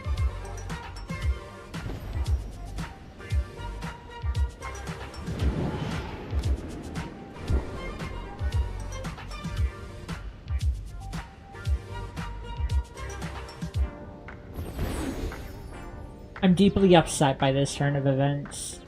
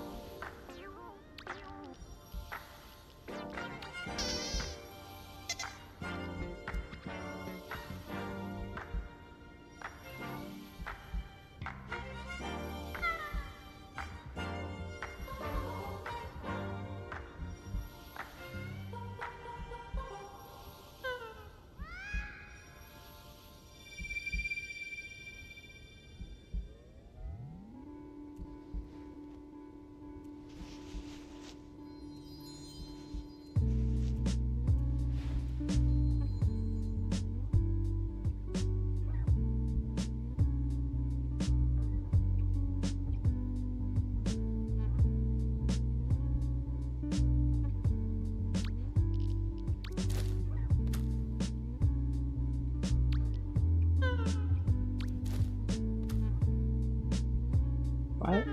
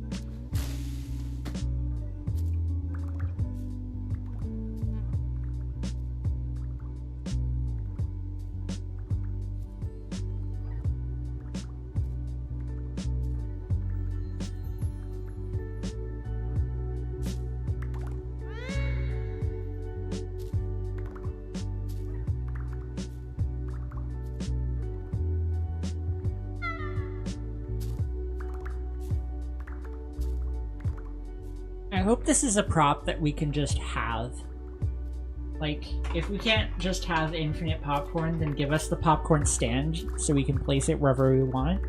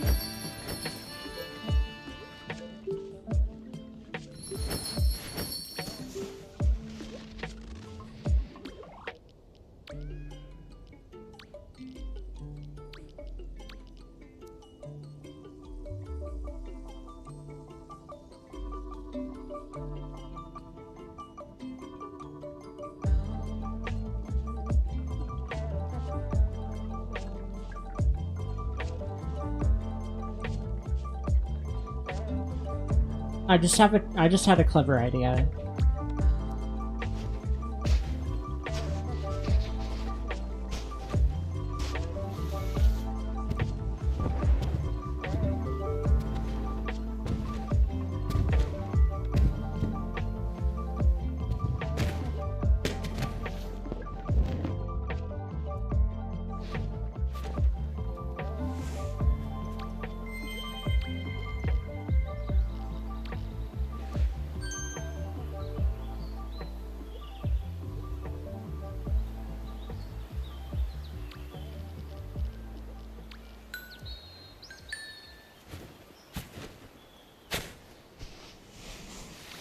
Wait, where am I going that way? I need to check my spells.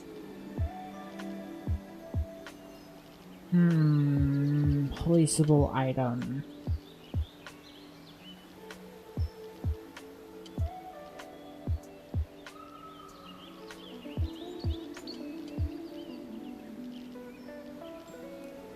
No, it actually does not look like I have any. Although I do have 10 krill repellents, which is pretty nice.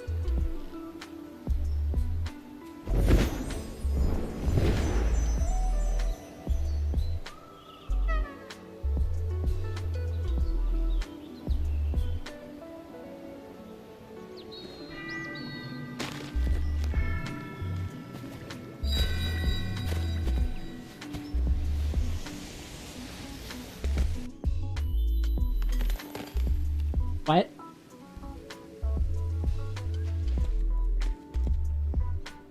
I'm sorry? What do you mean? This is like Act 0 quest line here. Excuse me? What's going on here?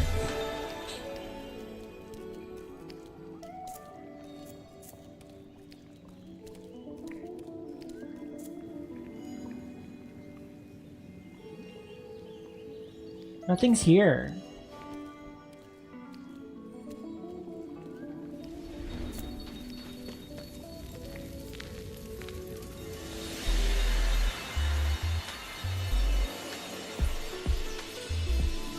I'm so confusion.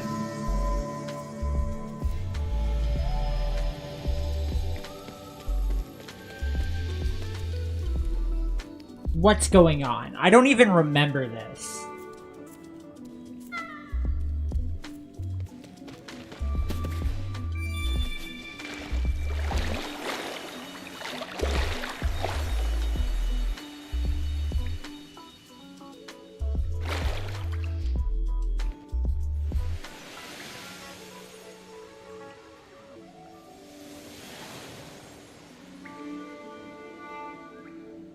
Okay.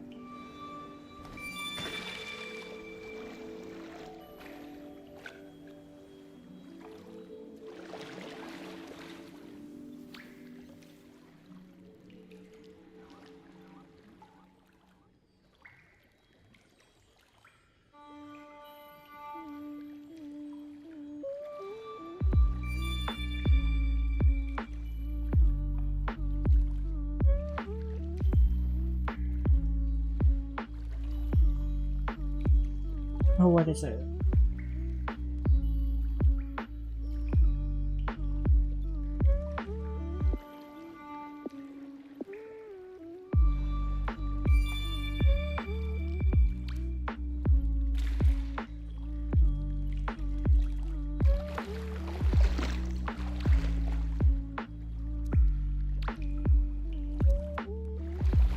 All of my what?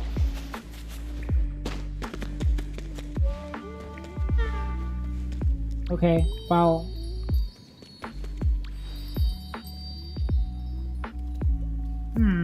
I think it's this one. Although, realistically, I'm not spending I'm not spending hearts on anything.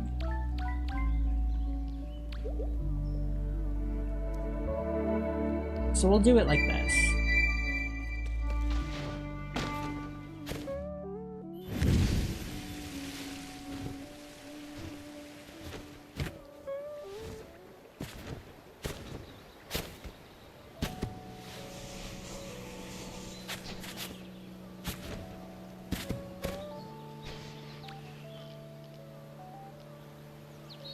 Now, where did they put them?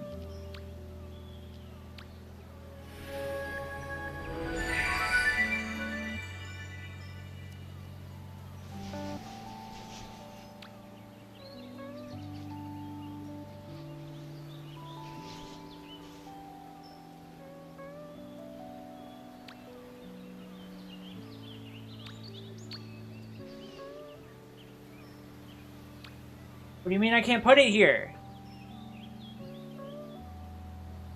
Oh, there we go.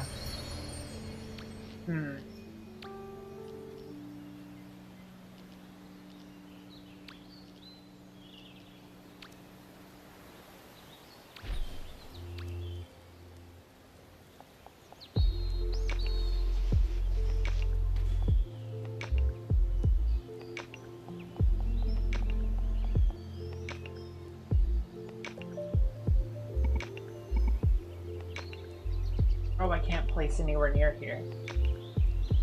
Of course not. Well, I have a solution, don't I?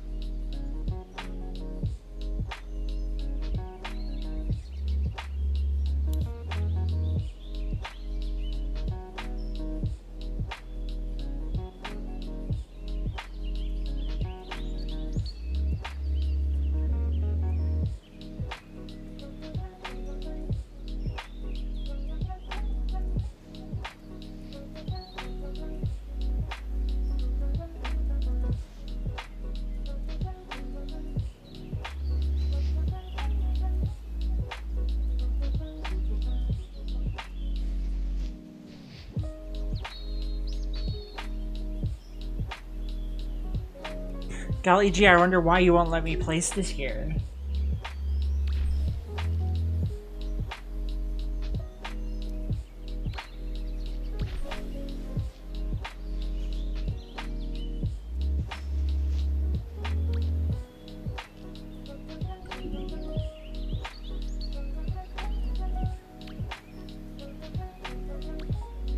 It's almost like you're not supposed to.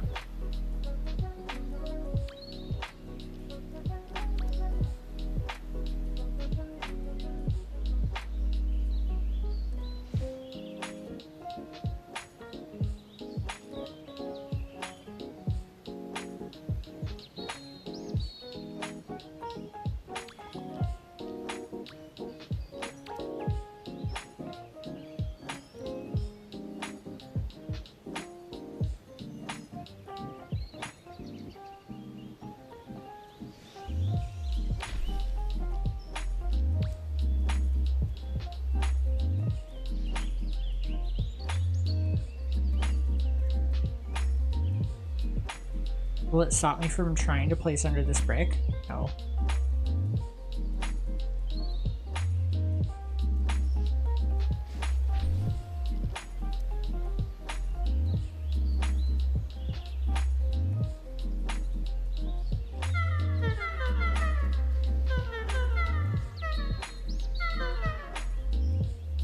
Man, TGC will fix the glitch that people were using to automate grandma, but I can't select this brick in my in my shared space because I'm on PC, and trying to select the thing makes me honk instead. And over in Sanctuary Island, most of the wax is invisible. Perfectly normal game. I love it.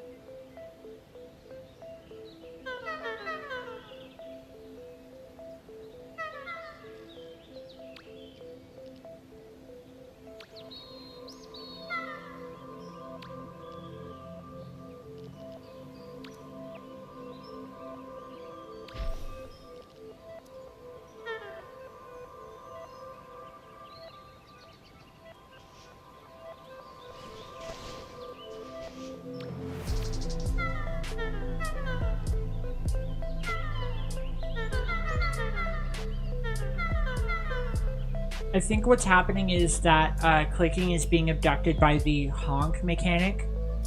Like, the input itself is being eaten by honk. So clicking does not actually move through to the layer that's like picking up, hey, I want to move this prop in my space.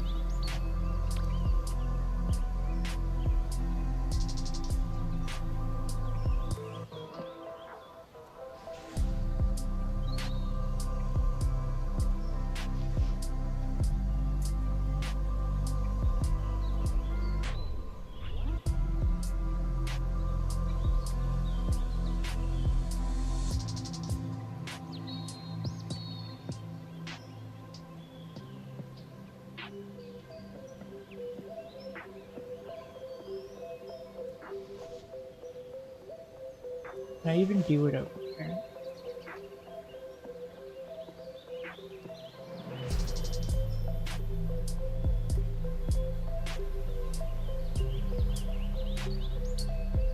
There's like a spot on that corner that's allowed.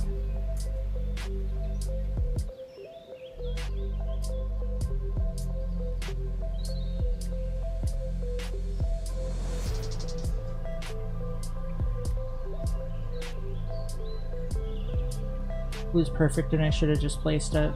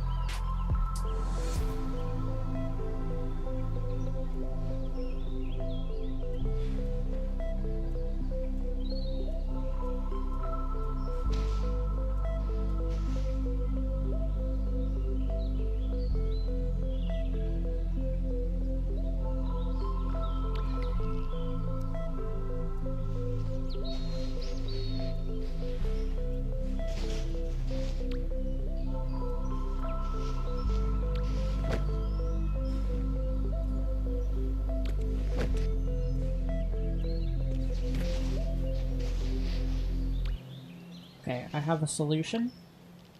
And it's the perfect dongle. You take this thing, right? Set it right. Set it like right here-ish, I guess. Let's make it a cool one. Okay, now let's test this. So I sit down, grab guitar.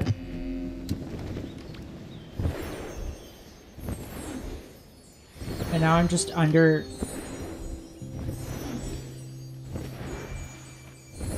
Okay, so that's a bit of an issue. Am I just down here now? No, there's a hole.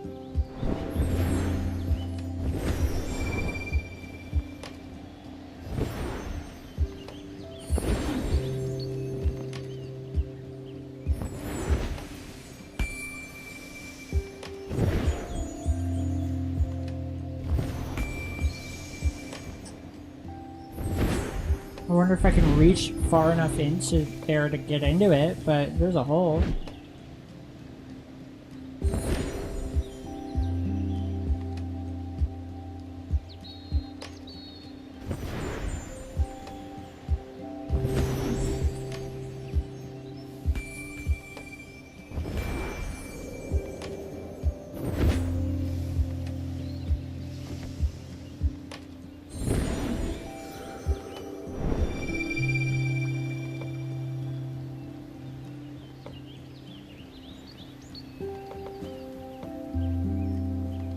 How's it going, Gimli?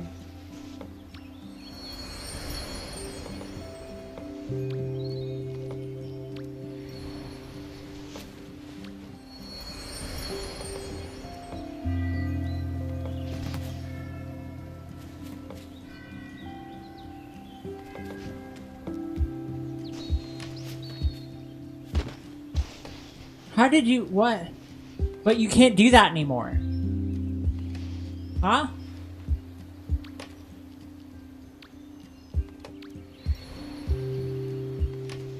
Huh.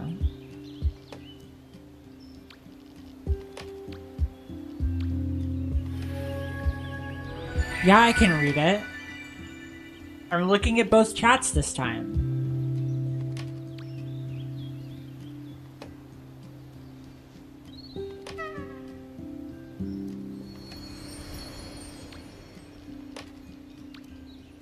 Homie put something like right there. But I can't.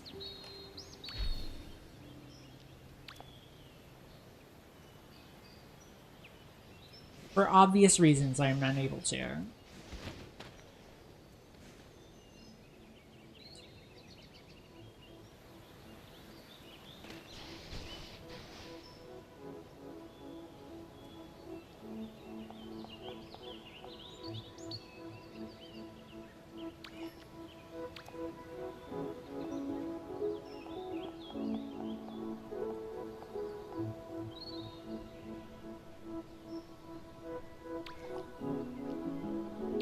Can I chair that? Does it chair?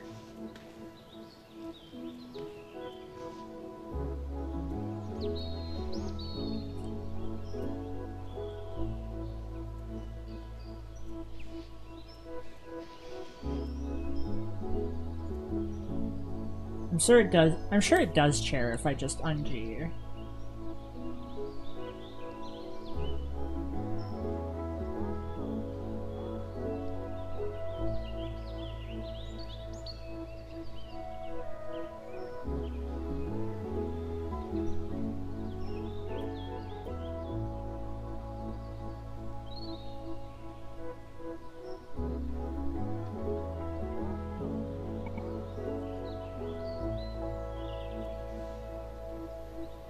You bid thee farewell. The mines call. Have a good one in the mines.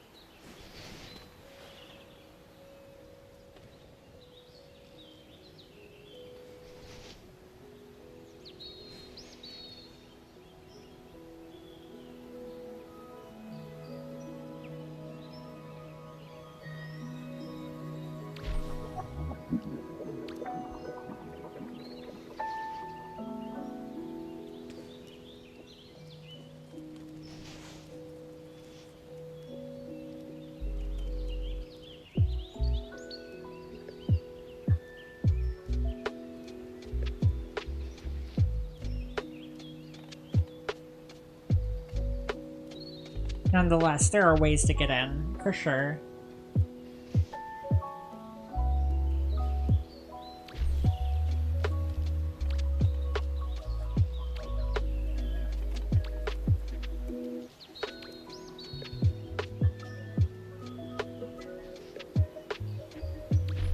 I just need a particularly flat something.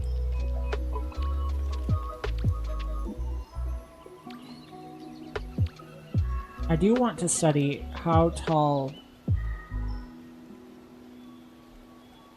Okay, well, here.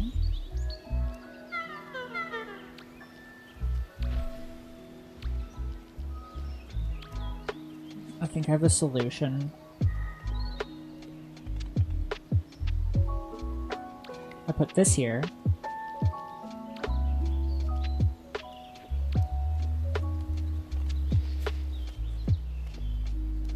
Maybe not that specific one.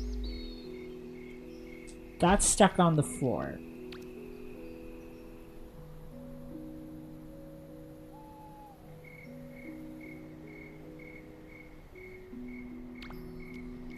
Okay. And theoretically, I should be able to take this and just sort of...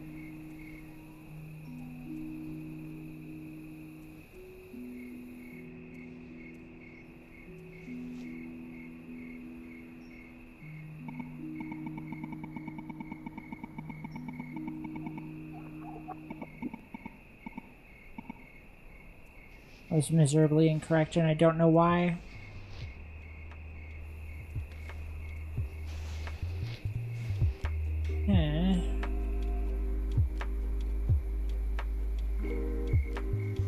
I don't think I'll be able to generate a thing here. Not in this version of the game. By this version, I mean like the Steam version. It doesn't look like there's a way.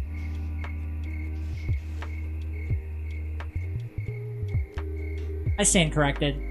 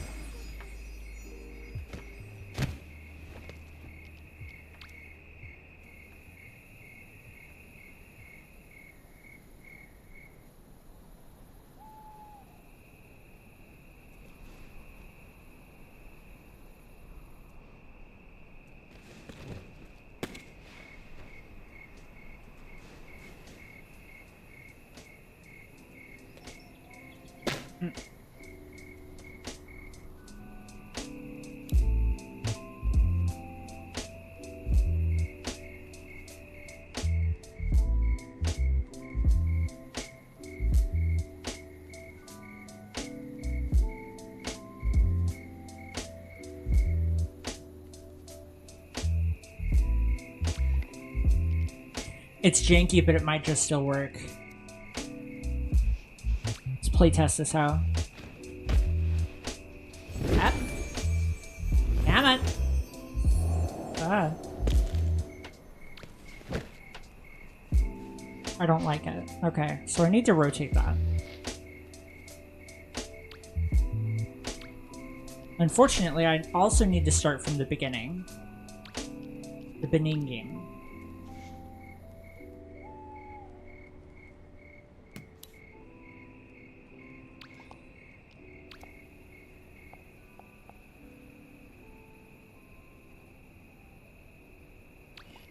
Alright.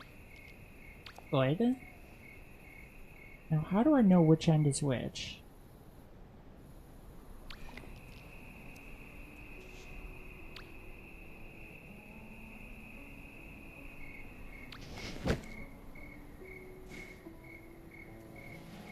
Not me studying the texture.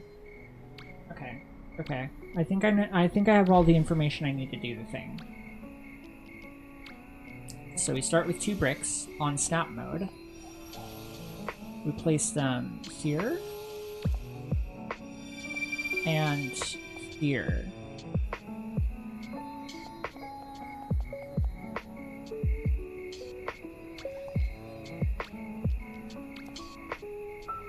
And then we take this thing, take snap mode off.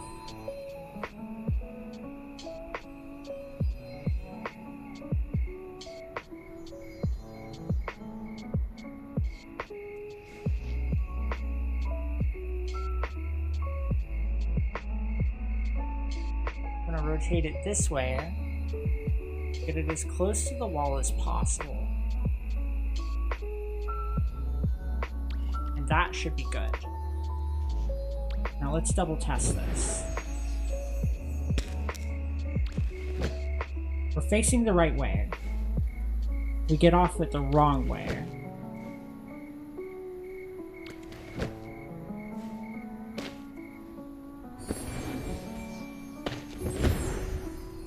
Yeah.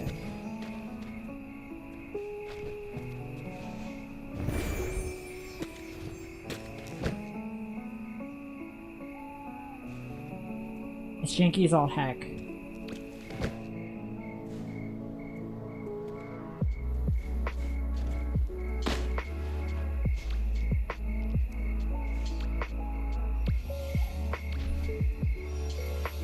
Okay, so that's not it.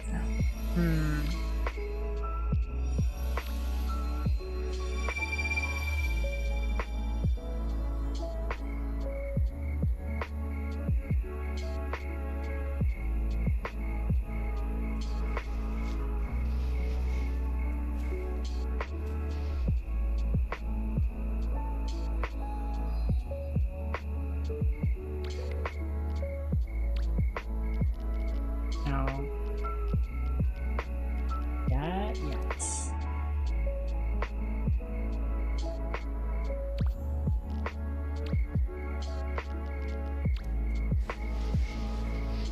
It's janky, but I'm gonna make it work.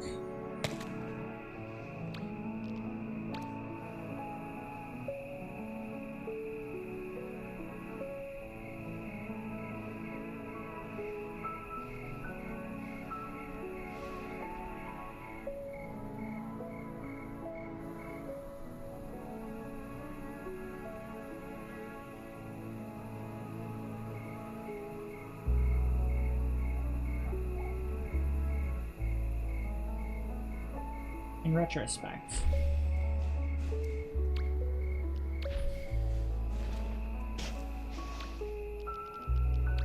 So we start with a stool, because that will put it at literally the perfect distance, and since this is a flat space, I can just go straight to this dongle, slap it there, go back to the stool, take my perch,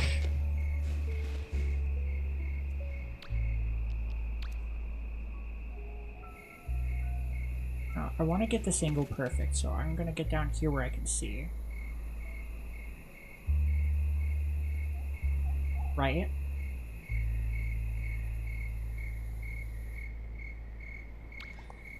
That should be perfect. Let's test it.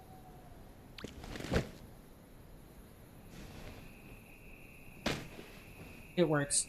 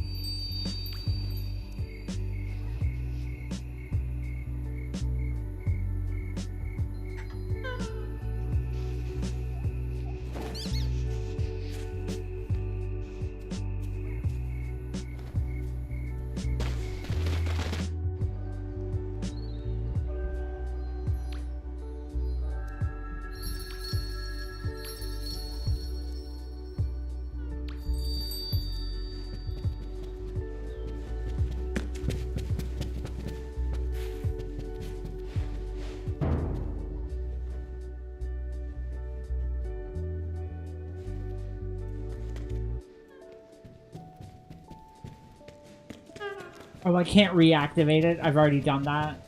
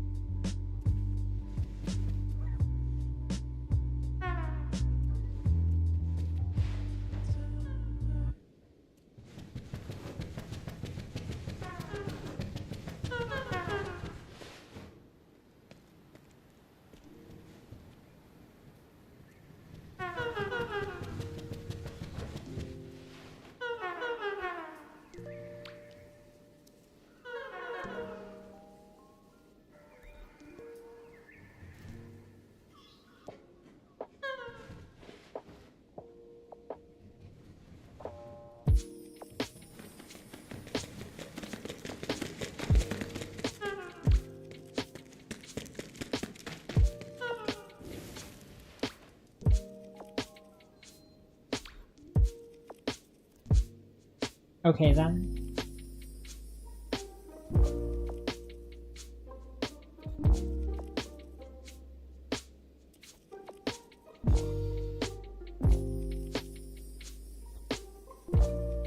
Oh, I can't seem to escape that.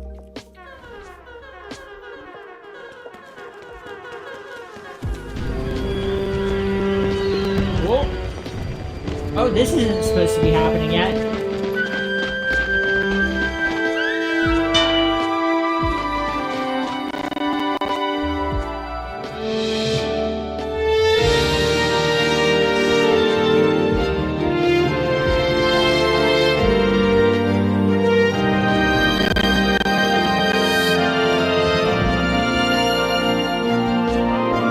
I just spoiled it.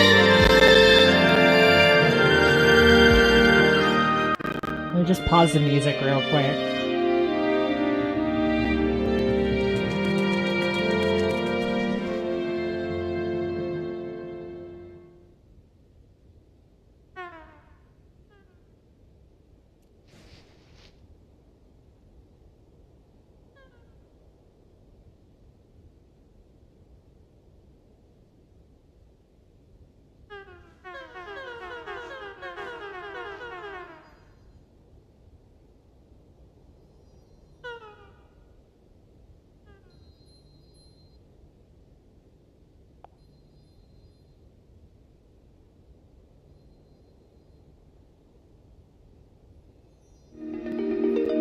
Hi everybody, I'm Sam, and I work for That Game Company. Right up front, I want to give a special thanks to Dylan Faust, who is our company's UI lead. He helped me make these slides look really amazing, so thank you, Dylan.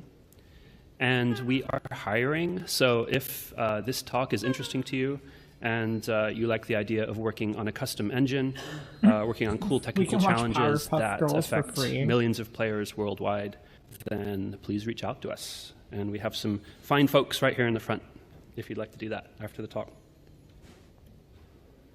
So today I'm going to talk about how we got over 10,000 players into the same level all at once. But first, I want to talk a little bit about what we do at That Game Company, or TGC for short. So at TGC, our priority is emotion and human connection. We believe games can be a medium for taking somebody on a journey, totally didn't pun intended, where they'll experience happiness, sadness, like a couple of weeks awe, worth of despair, loss, or even love in ways that can be more meaningful and impactful than other mediums. So we want to help people form genuine human connection through our games. And these principles inform every decision that we make, from design to engineering. We released Sky, Children of the Light, in 2019, and since then, it's garnered a following of millions of players. Across the world, it's been downloaded over 200 million times, and in many ways, Sky follows in the footsteps of Journey, It's about adventure, companionship, struggle, catharsis. But while Journey was about a temporary, transitory connection between you and another person, Sky is about developing lasting relationships with people all around the world through shared adventure, activities, and creativity. Sky is a live service game, so our team works really hard every day to create new content and stories and events for the players.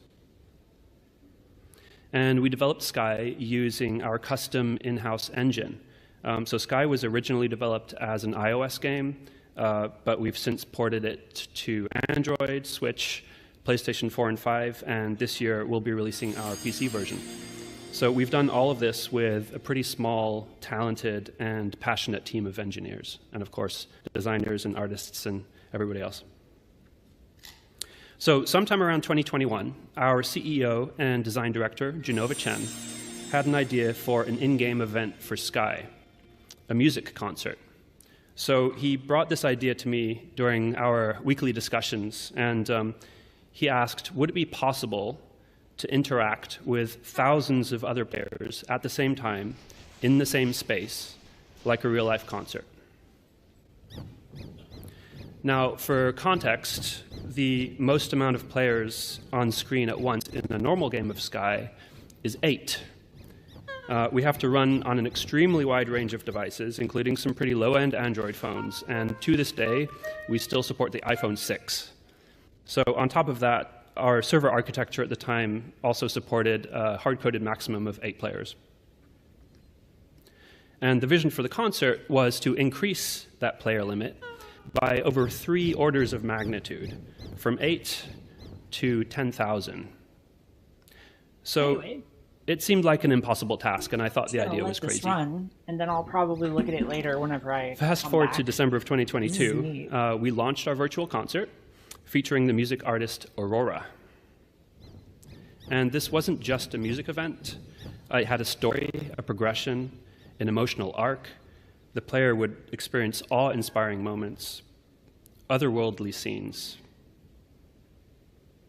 despair and darkness, peace and acceptance, and finally, a cathartic celebration, basically a really big party. They would do all of this with up to 4,000 players in the same level, all able to interact with each other for the debut of the concert in December of 2022. And last August, we did a concert encore supporting over 10,000 players. And for this, we received a Guinness World Record for the most users in a concert-themed virtual event. And the concert also worked across the thousands of different devices that run Sky, including the low-end Android phones and the iPhone 6. And by the way, we were also releasing our PlayStation port at the time, so our team definitely stays pretty busy. So how did we do it? Well, it started with a question. What's important to this experience? What do we care about? Emotion, so our main design pillar. We wanted this to be an emotional experience for the players. The feeling of togetherness, having a shared experience with thousands of players at once. Could we achieve this without rendering all 10,000 players in full detail? Perhaps the other players could be abstracted in some way. We just needed the player to experience the presence of others in whatever form that took. Interactivity. So we wanted the players to be able to communicate with each other in some way so that it was clear that you were experiencing this concert with real humans as opposed to just having a clever simulation that's simulating players. And we also wanted some level of interaction with the music itself. Inclusivity. So we wanted the concert to work on all of the devices that Sky runs on and over a large range of different internet speeds. We didn't want to leave any players out. So this is a picture from a real-life concert where the audience was holding up their cell phones as lights. And something like this seemed doable. Each player could be assigned a fixed seat and be represented as a point of light in the stadium. So rendering and networking that seemed like something we could do. But would this be enough? would it be a good experience for the player to be fixed in place and see the other players only as points of light? How would the interactivity element work? Would you perhaps change the color of your light or just blink it on and off? Maybe other kinds of effects that we could do. Well, a big part of Sky is about movement and expression. So if that was severely limited during the concert, it didn't seem like we'd be able to satisfy that feeling of togetherness and level of interactivity that we wanted. Okay, I'm going to get a little bit more technical here. And it starts with fish. So in late 2021, we started working on a new update for Sky called Season of Abyss. And it added a diving ability to the game, which we hadn't done previously, and focused on underwater exploration. But one problem that we had with our underwater environments is that they just felt pretty empty. So designers could place down some animated sea creatures here and there, but we just couldn't do that many of them without it tanking performance on our lower-end devices. And the reason for this is that each of these creatures were based on hand-animated skeletons. So they had their own individual AI and collision detection, and we had to do all of the animation logic on the CPU. And this gets really expensive when you multiply it out over hundreds or thousands of on-screen meshes. So to solve this problem, we implemented a little fish school system. And the entire school of fish was treated as a single entity. And we're able to optimize their steering and flocking behavior this way by having a sort of like little loop that just controls that one entity.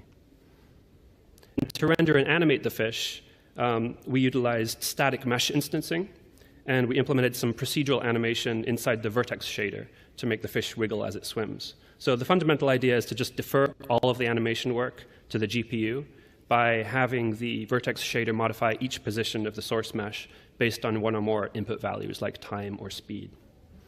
And for this wiggle effect, we picked the sine wave based on the position along the z-axis in object space, and then we rotate the vertex around the pivot point of the mesh. And this works great to create this effect, and the CPU isn't burdened with any of the animation work. It's all deferred to the GPU. So as far as the CPU is concerned, all we're dealing with is a static mesh.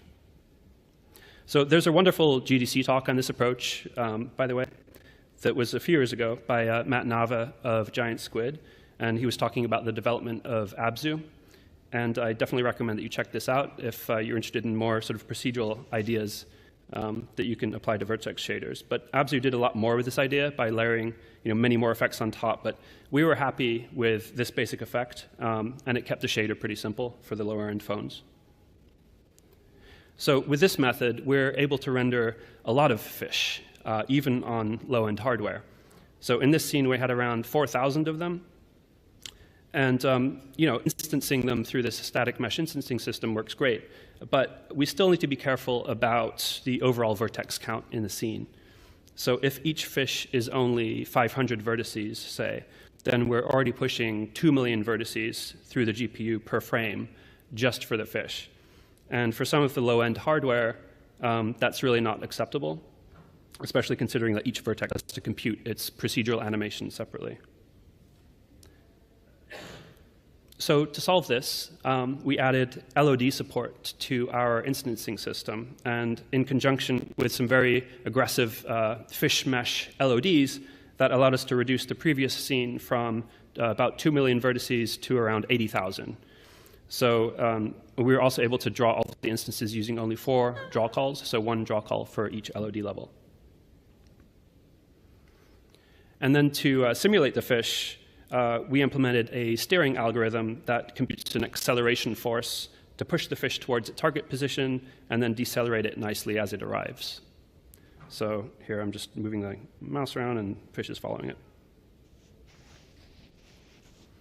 So as we were developing this feature, Genova and I, in our weekly discussions, started to have the idea that this feature and the planned concert for the end of the year could have something to do with one another. I mean, if we turned all of the players into fish, and then we figured out a way of sending that across the network, then that could be a pretty cool experience. But it wasn't quite as Sky as we might like, and it's unclear how it relates to a music concert that takes place in a stadium.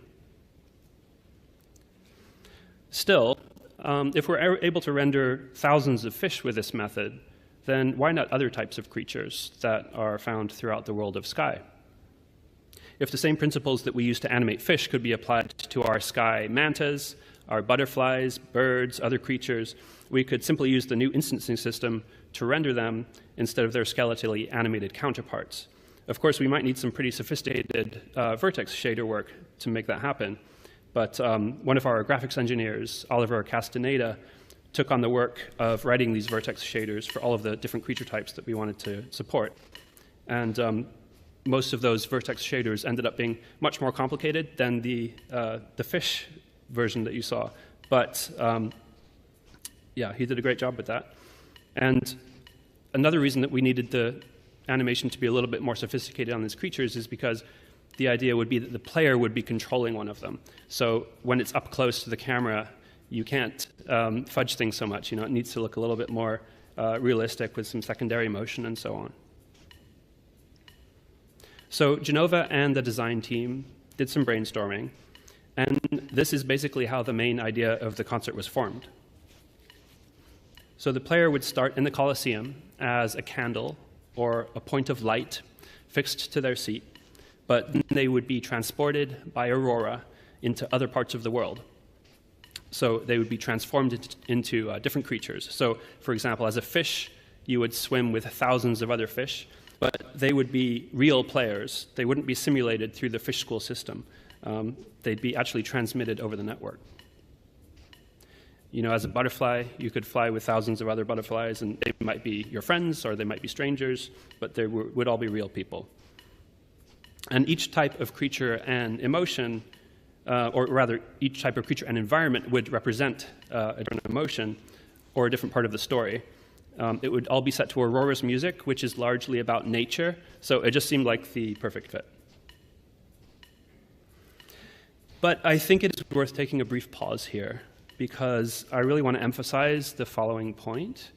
It was around July of 2022 at this stage of development, and the concert was planned for December. We still had no idea if any of this would work. The rendering side was looking promising, but the networking side was in its very early stages. And we still had a ton of other challenges to work out. For example, replacing the player avatar with a creature and making sure that the controls felt good for every single creature type.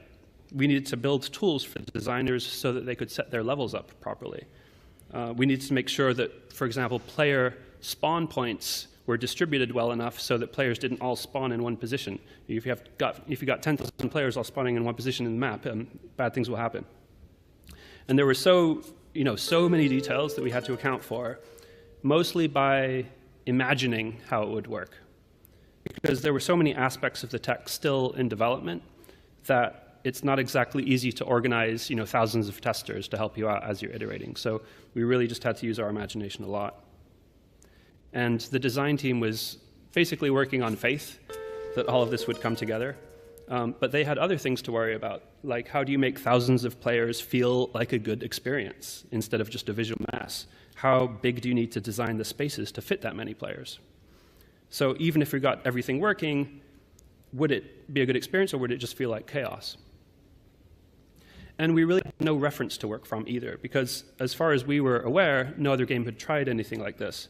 So there was a lot of nervousness and uncertainty about the direction that we were going. And I think that everybody, to one degree or another, was skeptical that any of this would work out.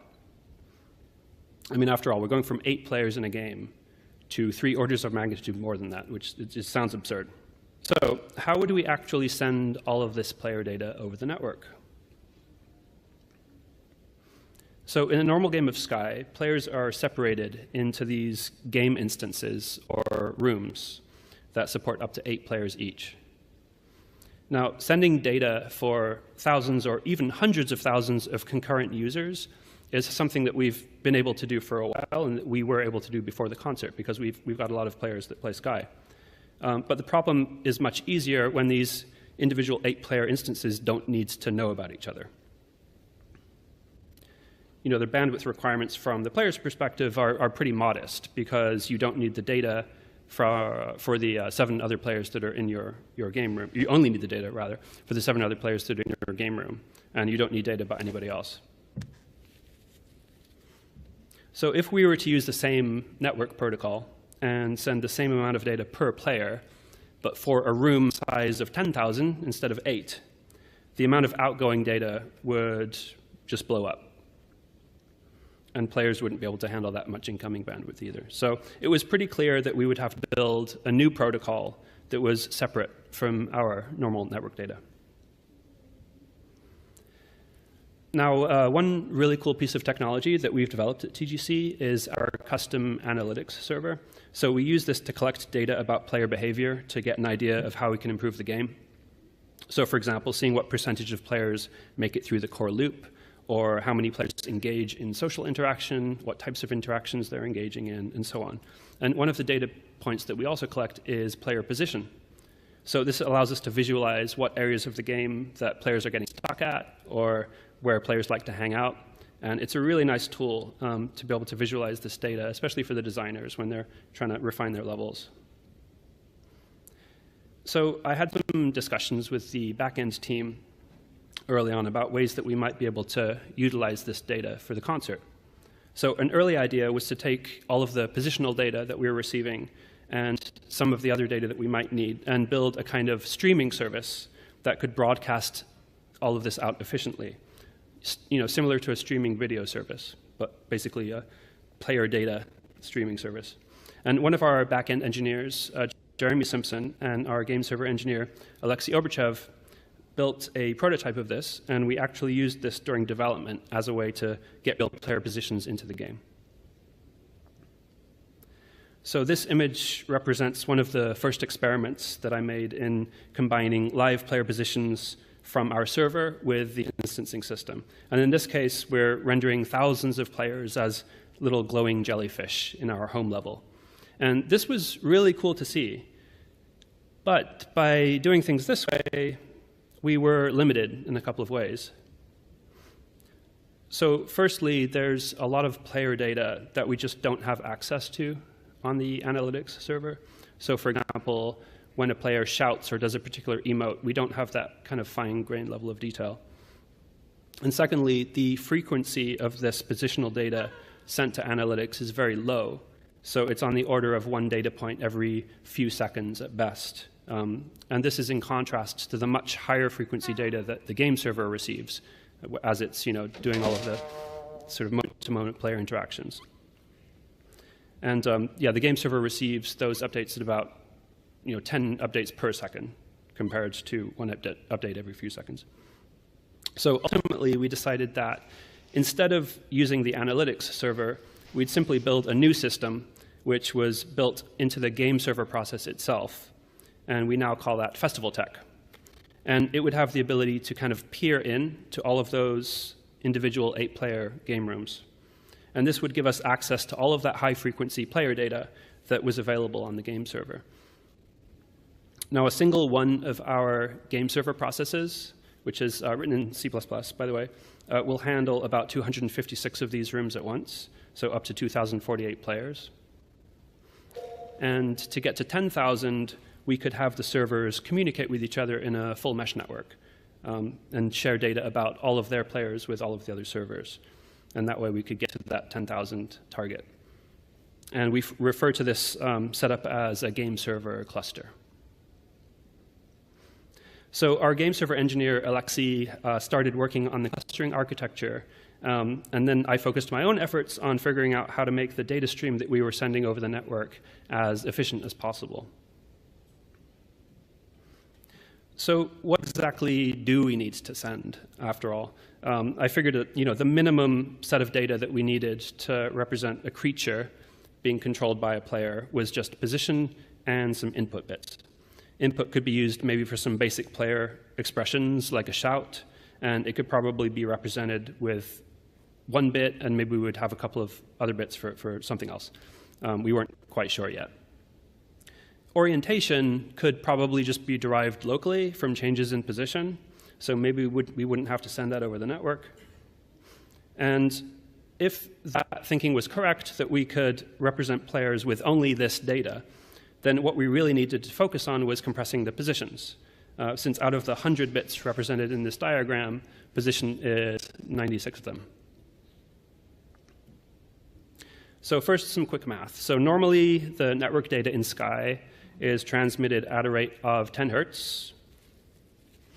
A position is 3 floats, or 12 bytes, and we're targeting 10,000 players. So multiply that all together, 10 hertz times 12 bytes times 1,000 players, and we get 1.2 million bytes per second, or 9 megabits per second, to represent all of those player positions. But of course, we need to send this data out to each player connected to the server. So we need to multiply that out by 10,000 again, and we get 90 gigabits of outgoing data. That's going to get very expensive. And it's also a lot of bandwidth for the player to consume, because we're going to be supporting, again, we want to support a wide range of internet speeds. And many players just don't have connections that are good enough to be receiving 9 megabits per second of data all the time, which is basically equivalent to like a high quality, 1080p video stream. Also, did I mention it's very expensive? So some questions came to mind. Can we send the data at a frequency that's lower than 10 hertz? Perhaps we can interpolate between the previous and the current position to smooth things out. Could we reduce the number of bytes that each position uses? Maybe we can use half precision instead of full precision floating point numbers. Could we send maybe only differences in position? This way, positional updates could be kept very small, and perhaps we could send the occasional keyframe to kind of correct deviation. Could we delta compress things? So in other words, if nothing has changed since the last update, then we don't send anything. So this potentially could work well in the Coliseum, where players are just fixed to their seats and not moving. But it probably wouldn't work very well for the songs, where players are flying around and able to control the creatures. So it doesn't really optimize for the worst case, but maybe it was an option.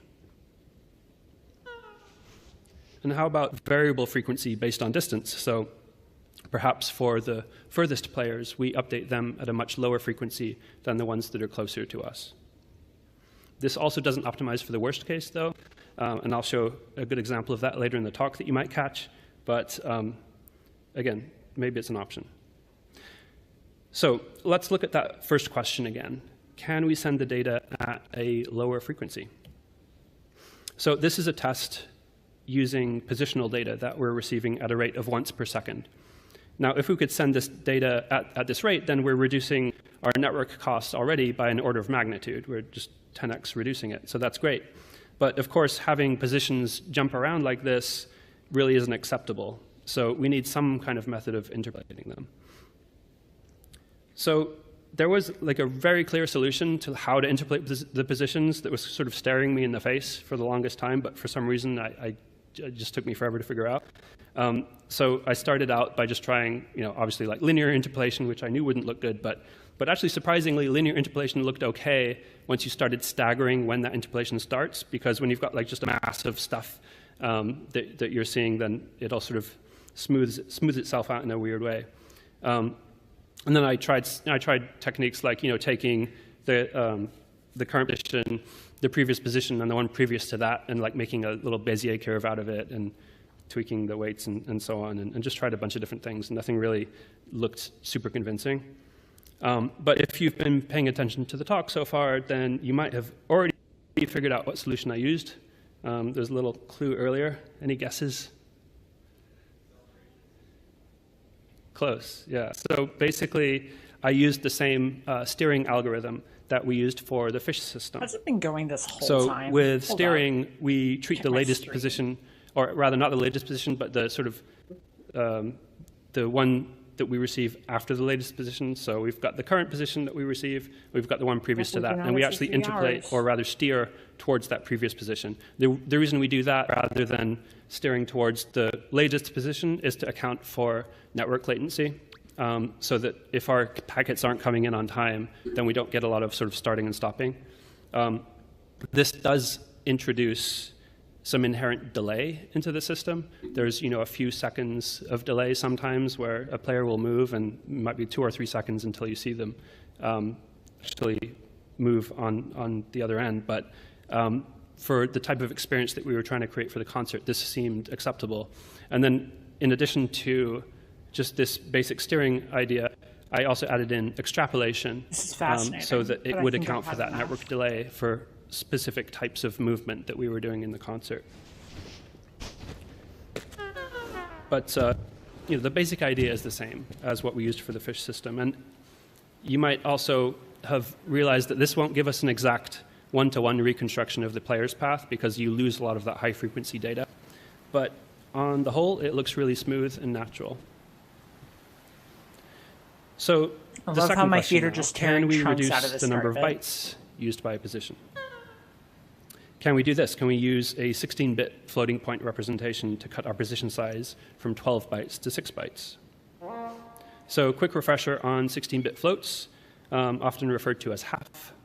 We get 1 sign bit, 5 exponent bits, and 10 fraction bits. So it means that we get good precision when the values are small, but it gets exponentially worse as the values increase. So half floats are often used in shaders where precision is less important than saving memory bandwidth. And here's a few examples of what those precision limitations look like. So for those small values less than 1, we get a lot of precision, but it gets rapidly worse as we go into higher values. So if our value is 1024 or above, then the minimum interval that we can represent at that point is 1. So we actually just can't even represent fractional values at that point. So half floats are a really nice way to compress data compared to normal floats when the values are small, but they're really not a good fit for things like world positions, which can have large ranges and need consistent precision along that range. I mean, think about it. We only have 2 bytes, so only 65,536 possible values per component, which really isn't enough for representing world positions, especially in the large levels that we were going to be using for the concert. So does this mean that we're out of luck? Well, what if instead of storing absolute positions, we just store a vector pointing from our position to the position of the other player? So now we have small XYZ values for players that are close to us, and then at that point we get a lot of precision, and large XYZ values for players that are far away from us, where we get much lower precision. But this is actually great because in a 3D game, objects that are far away inherently don't need as much precision in screen space due to perspective projection. So when it's far away, it's smaller on the screen, and each pixel represents a larger interval in world space. So those large intervals that we get between values as they start to increase don't really matter so much. So here's a test showing the difference between the 32-bit and 16-bit positions. So the size of the green dot here indicates the proximity to the player. And these are our original uncompressed positions. And watch closely. These are our viewer-dependent compressed 16-bit positions. So did you notice the difference? Probably not much of one, right? It's basically imperceptible. So it's completely worth the savings that we get from cutting our positional data in half. Okay, back to our list of questions. Well, it turns out that we actually didn't even need to address these last 3 because solving the first 2 was good enough. We now have a 2 times reduction in data rate from the positional compression and a 10x reduction from reducing the data frequency. And in the end, in fact, we used an update rate of an update every 1.5 seconds instead of every 1 second, because visually I actually don't notice that much difference. So we ended up with a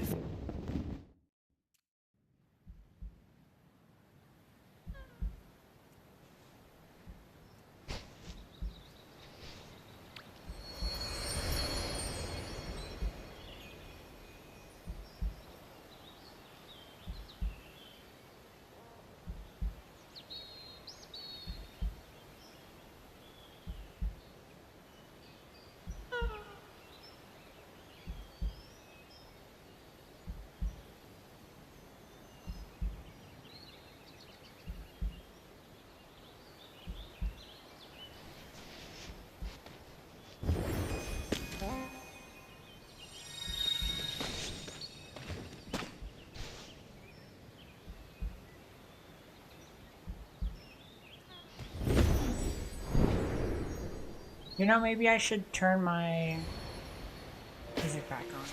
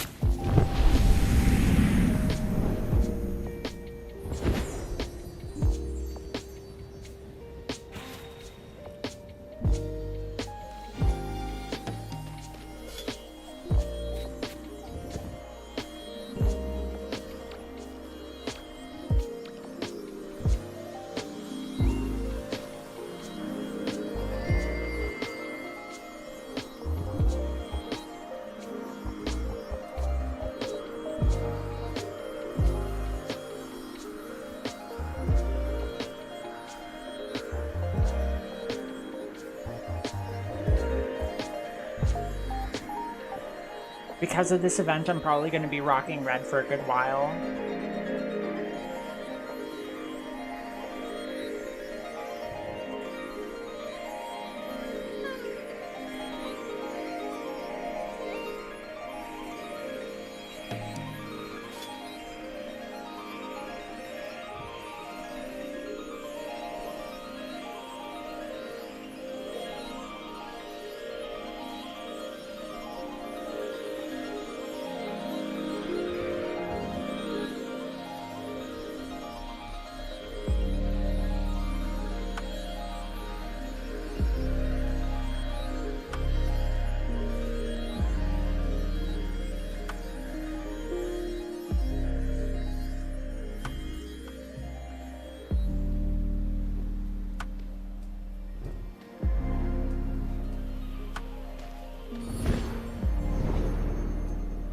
Although I guess I do have to help out at least a little with other colors.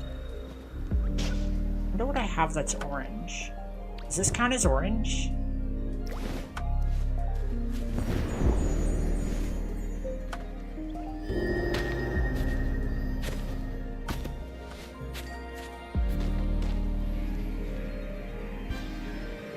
No, this counts as yellow.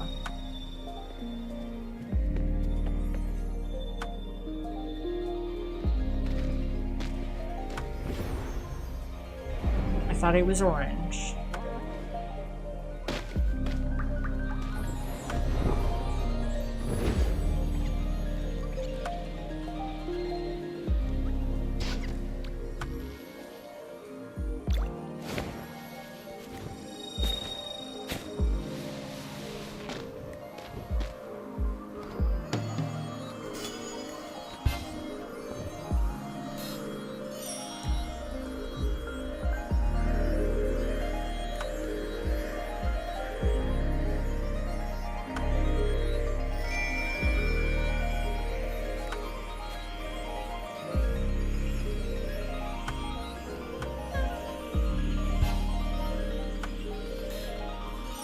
I wonder how many of these I can actually help with.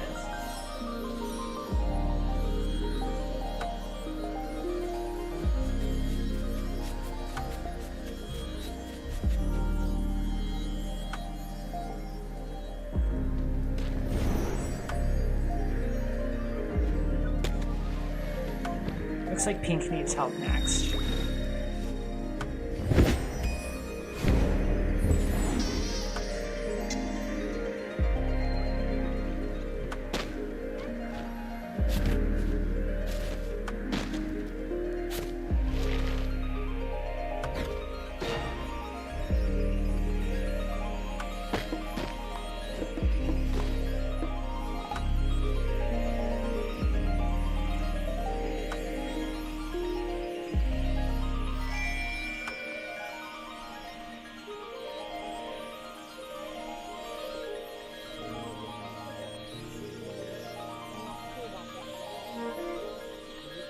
I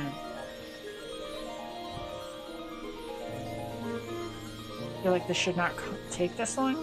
I feel like this should not take this long.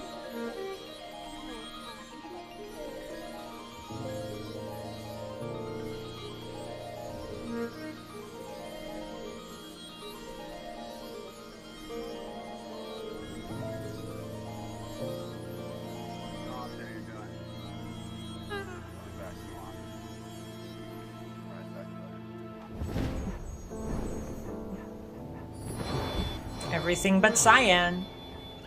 I think I have the perfect cape for this.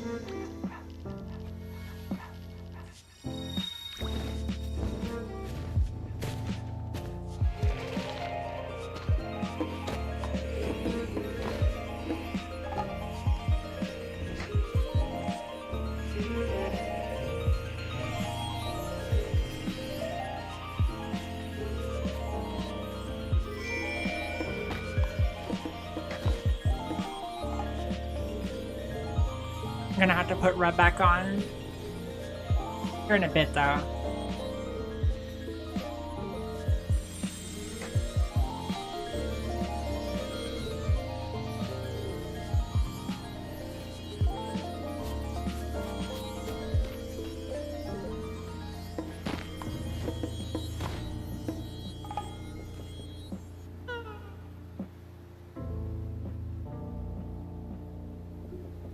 It all works out.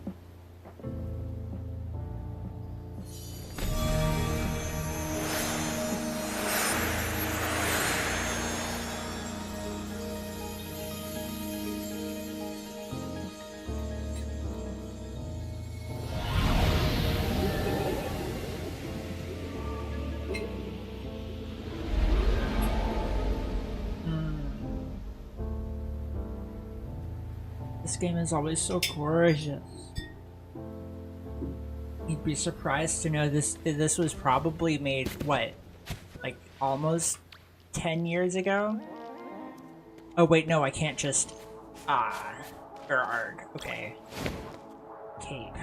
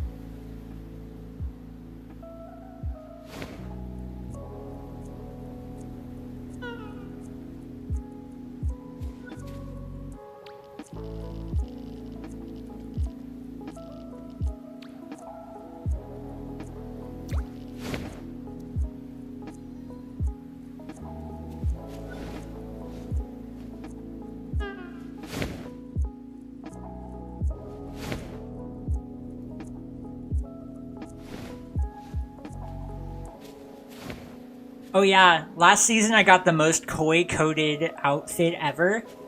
Or I guess cape, technically. A gigantic scarf with golden trim on it. And it looks almost perfectly like my YouTube Sona. I love it. I love her so much. It's my favorite fit.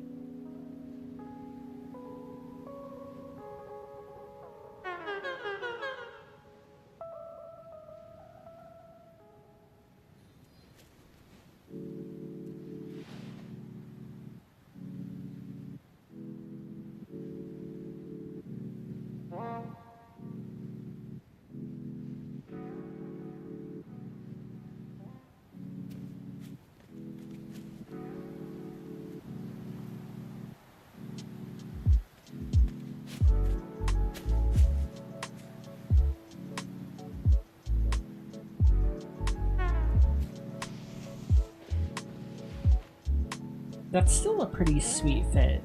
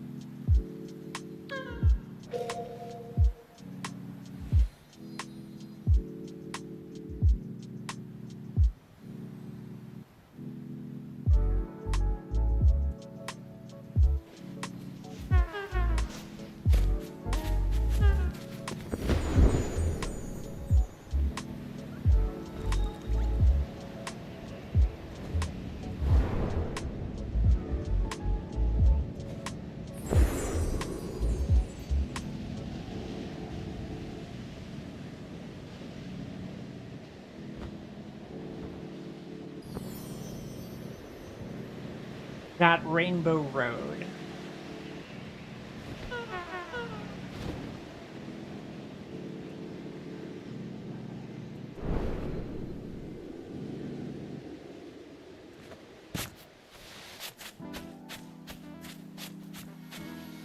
Get ready to lose.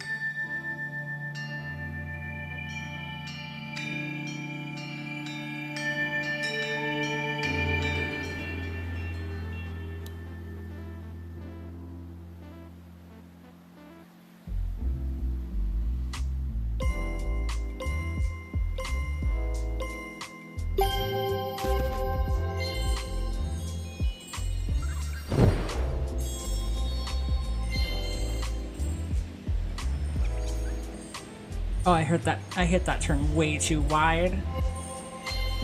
I need to sharpen these.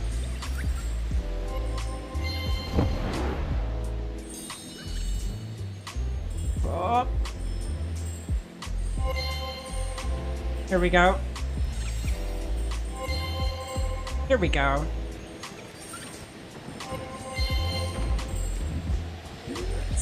That's tight.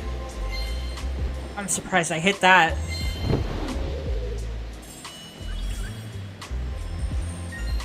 Come on. I'm trying to stay in the first 3 bands and it's just not working. But it's fine, because sub 1 minute is definitely winning.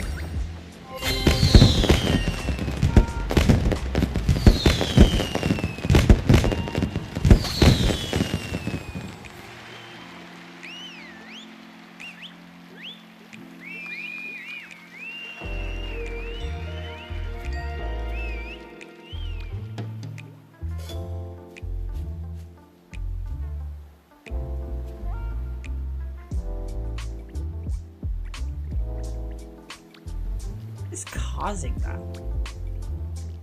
Nothing in particular is causing that hyper strobing of the okay.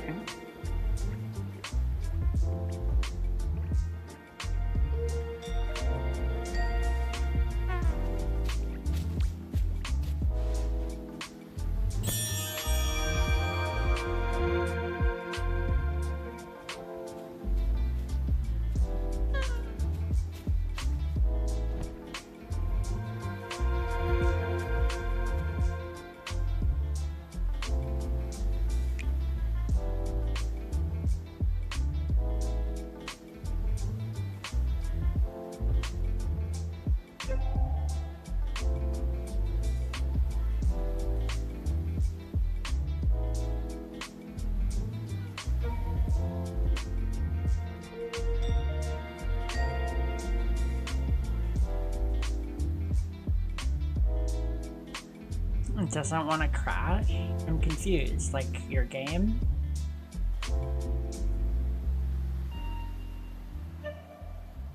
Oh.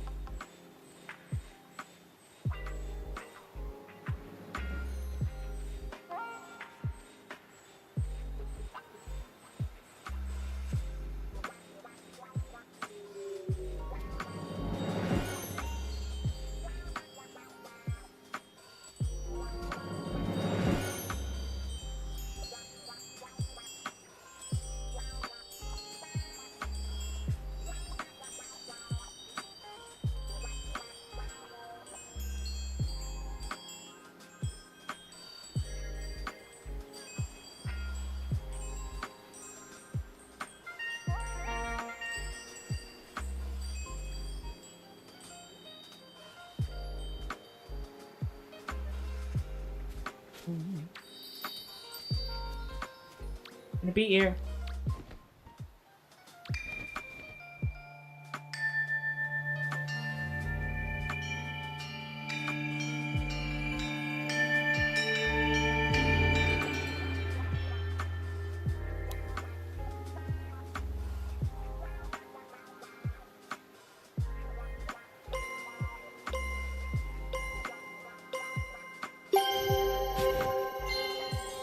I think I hit it? Yeah, I hit it.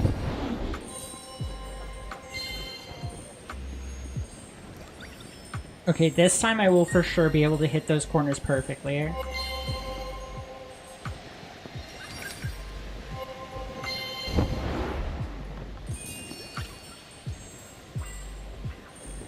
Oh yeah, I can totally hit those corners perfectly.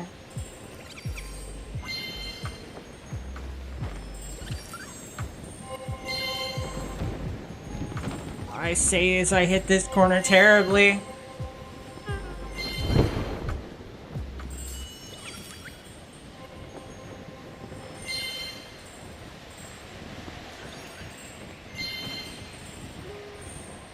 Did I just beat my last time? I did.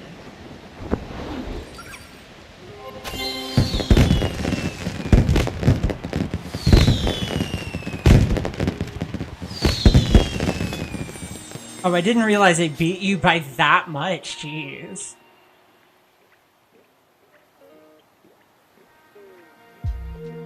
Nice. This is actually a great way to get wax.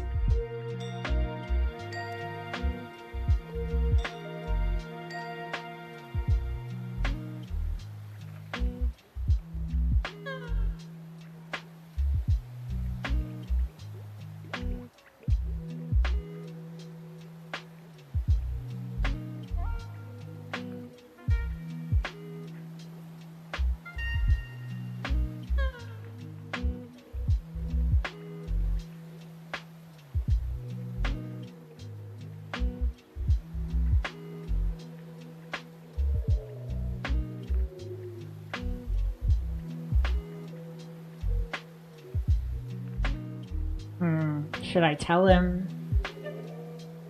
Yeah, I should tell him.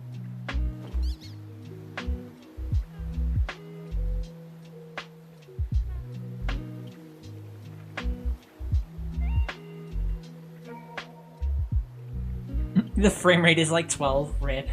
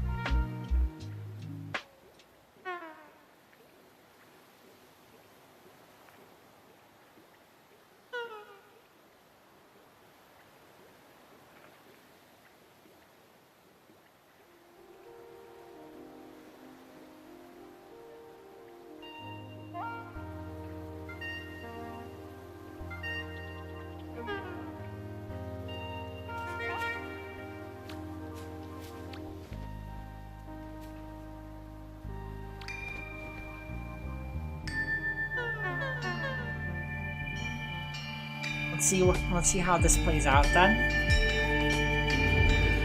How do I go so fast? It's like this. I'll show you.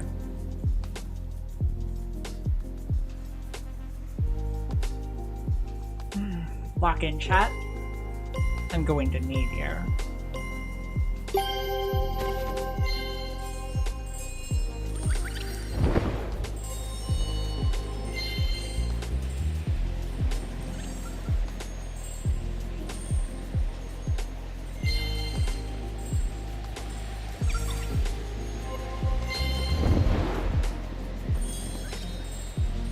Up. Oh. Oh. Nice. Wait, did I miss that one? I think I did. I was hitting the corner too well.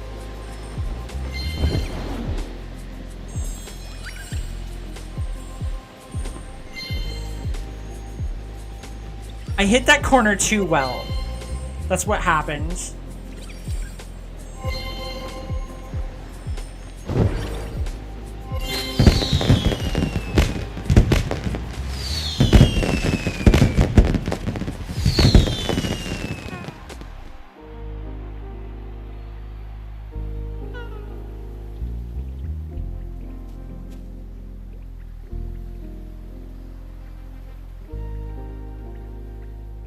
Yeah, so long as Yoshi hits all 12, he technically wins. Although I beat my time.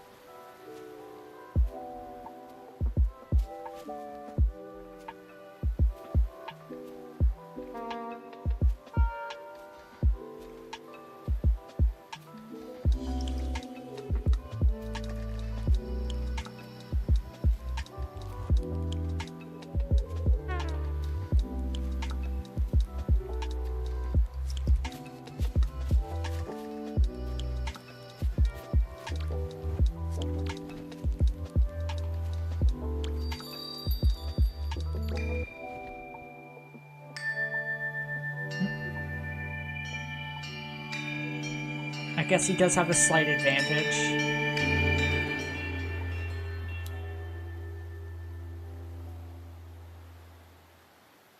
But not a real one. Oh boy, here I go winning again.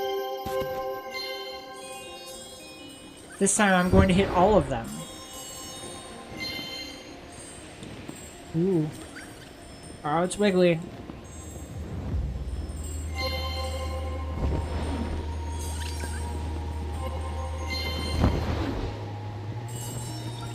Oh, I almost just fell off the map. Let's go.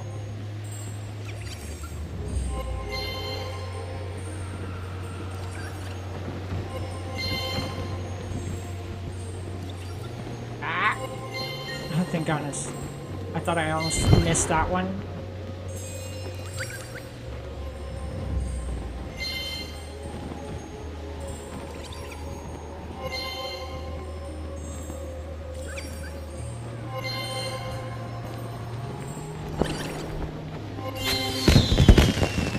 That was a good time.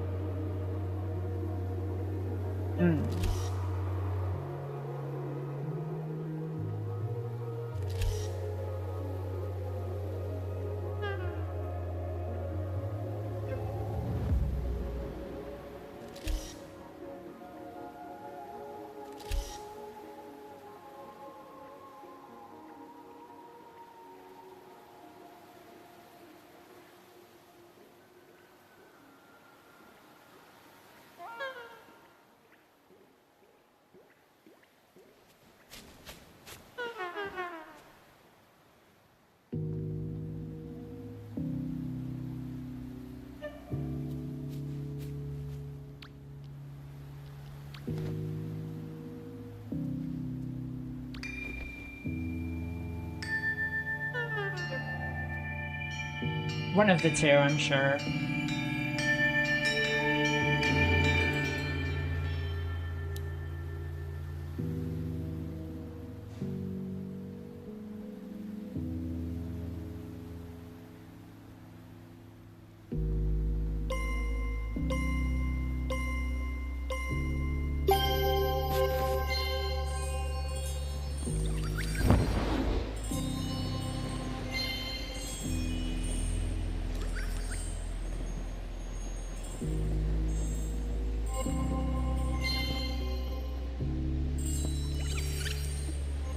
Nah, this is making me slow.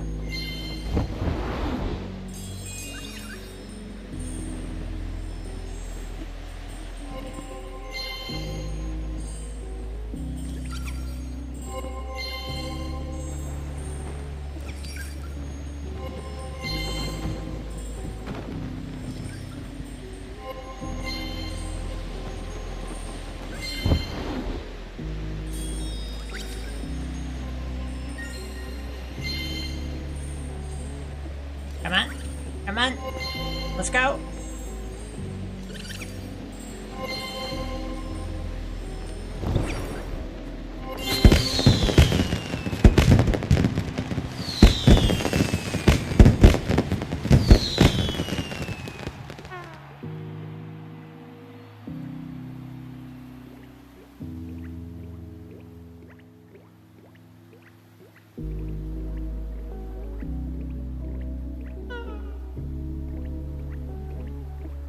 I'm not telling him about the power slide thing that I do at the beginning of the match. As that's my secret sauce. It helps me fly. Although, let's be real, you're probably listening to my stream, aren't you, Yoshi? I wouldn't be too surprised. I'm not telling you. You'll never know.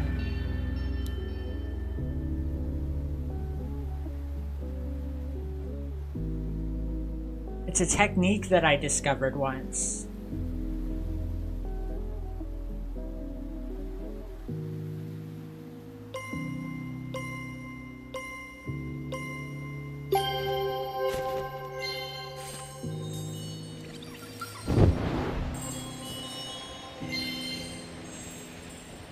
Ooh, that's a little close for my comfort. Ooh, I got a black die. Let's go.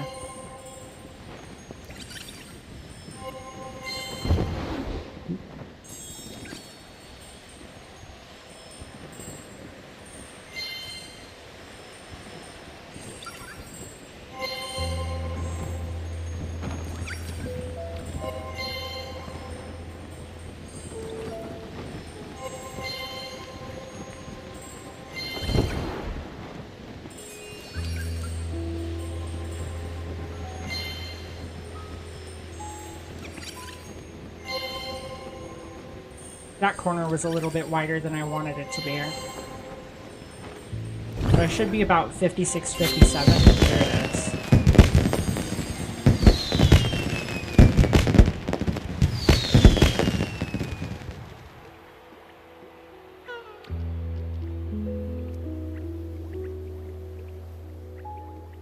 Okay, so power sliding is actually really simple.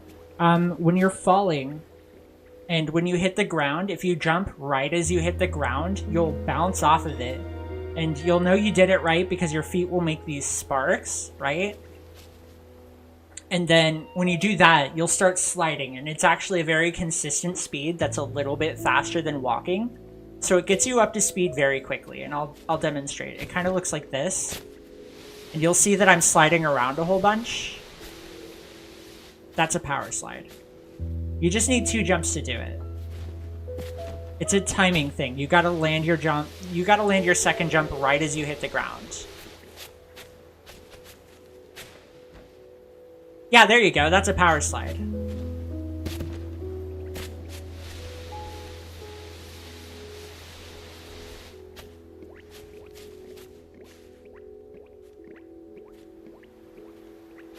You don't have to spam jump. It's actually slower that way. You just want to jump once, jump the second time when you gotta perfectly time it, and that'll give you the power slide.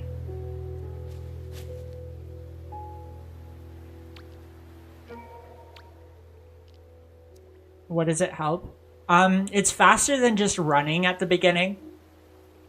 I do it right at the beginning, and it helps me pick up speed heading down the ramp.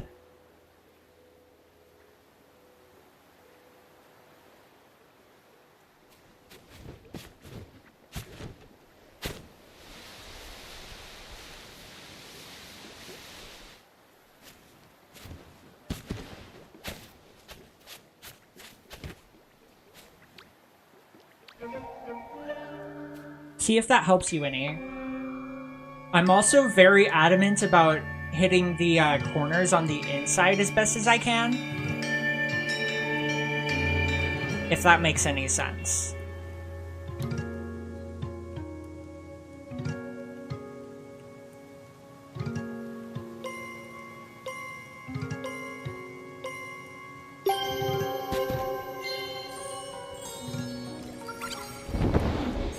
Yeah, see, that helped you a whole lot. I just saw it. Ooh, I also hit that corner terribly. Oh, this is gonna be a bad run for me. I'll get better.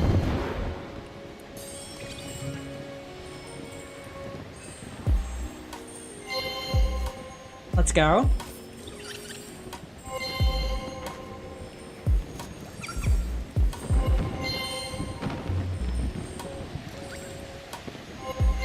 Corner was bad too.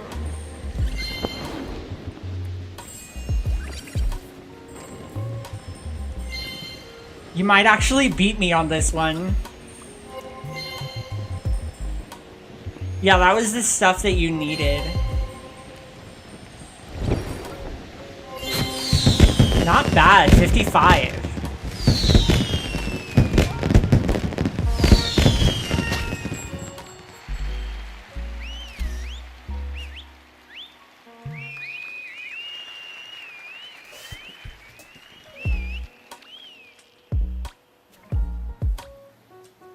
And you can do that pretty much anywhere in Sky. It's pretty helpful. Especially if you don't have enough space to fly and you want to go fast.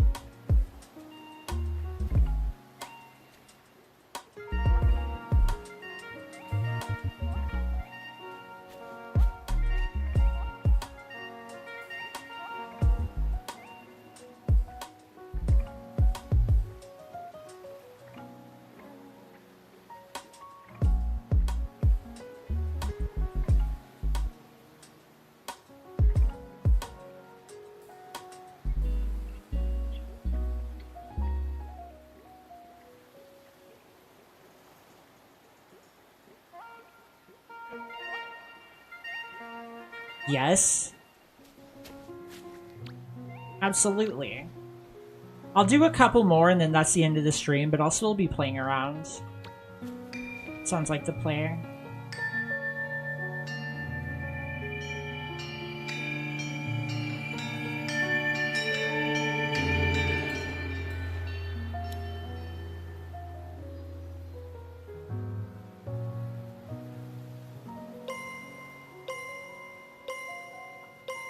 This time I won't mess up the corners like I did.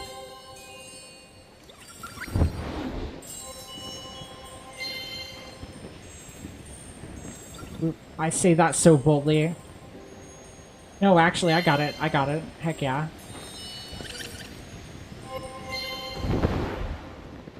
Hit that corner.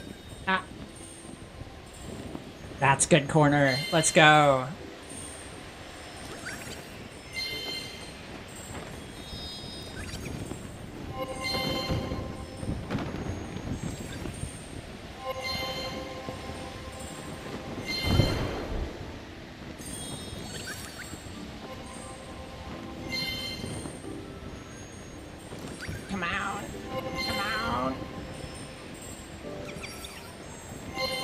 Ooh, it's close. That was very close. Let's go.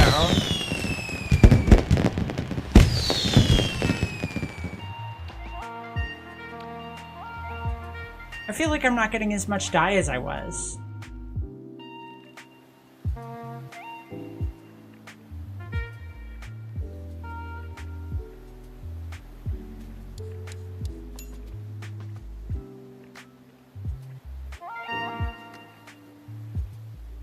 That's not the word I'm trying to type out.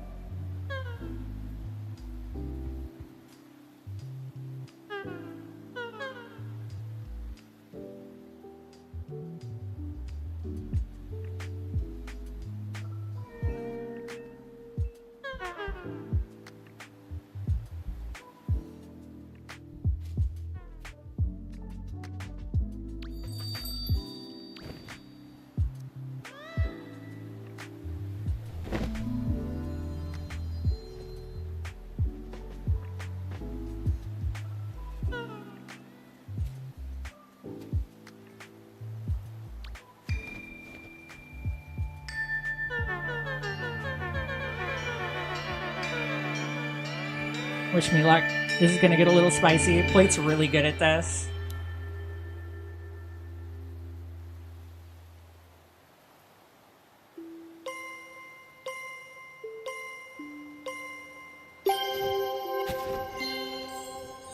Ooh, I got a good runner up on it.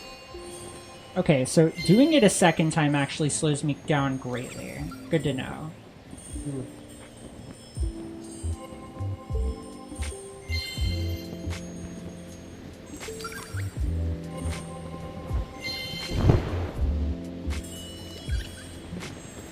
Ha! The dish fell. Oh, at least I'm not getting third place.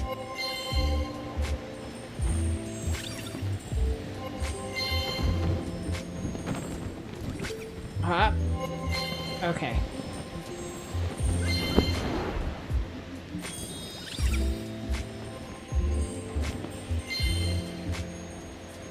It's not the worst run, but I've done way better runs for sure. This might not even be... Yeah, this isn't gonna be sub-minute. Oh well.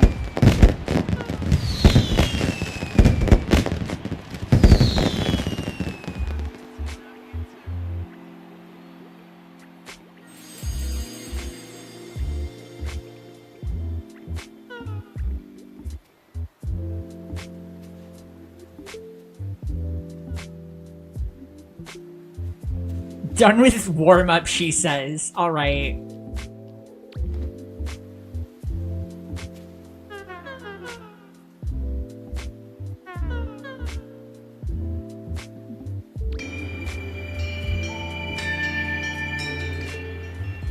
Yes. Wait, 2? What do you mean 2?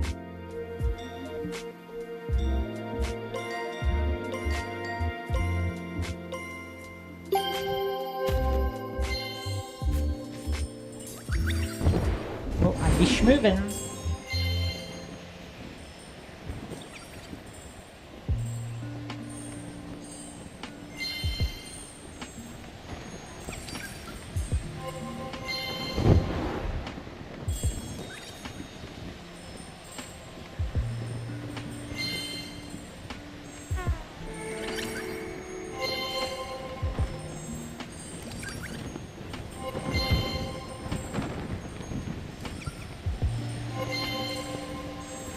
Ooh, this is a really good one. I'm getting a really good run here.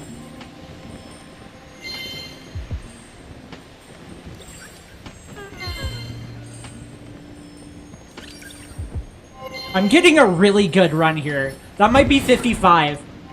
Oh yeah, that's 55. Let's go.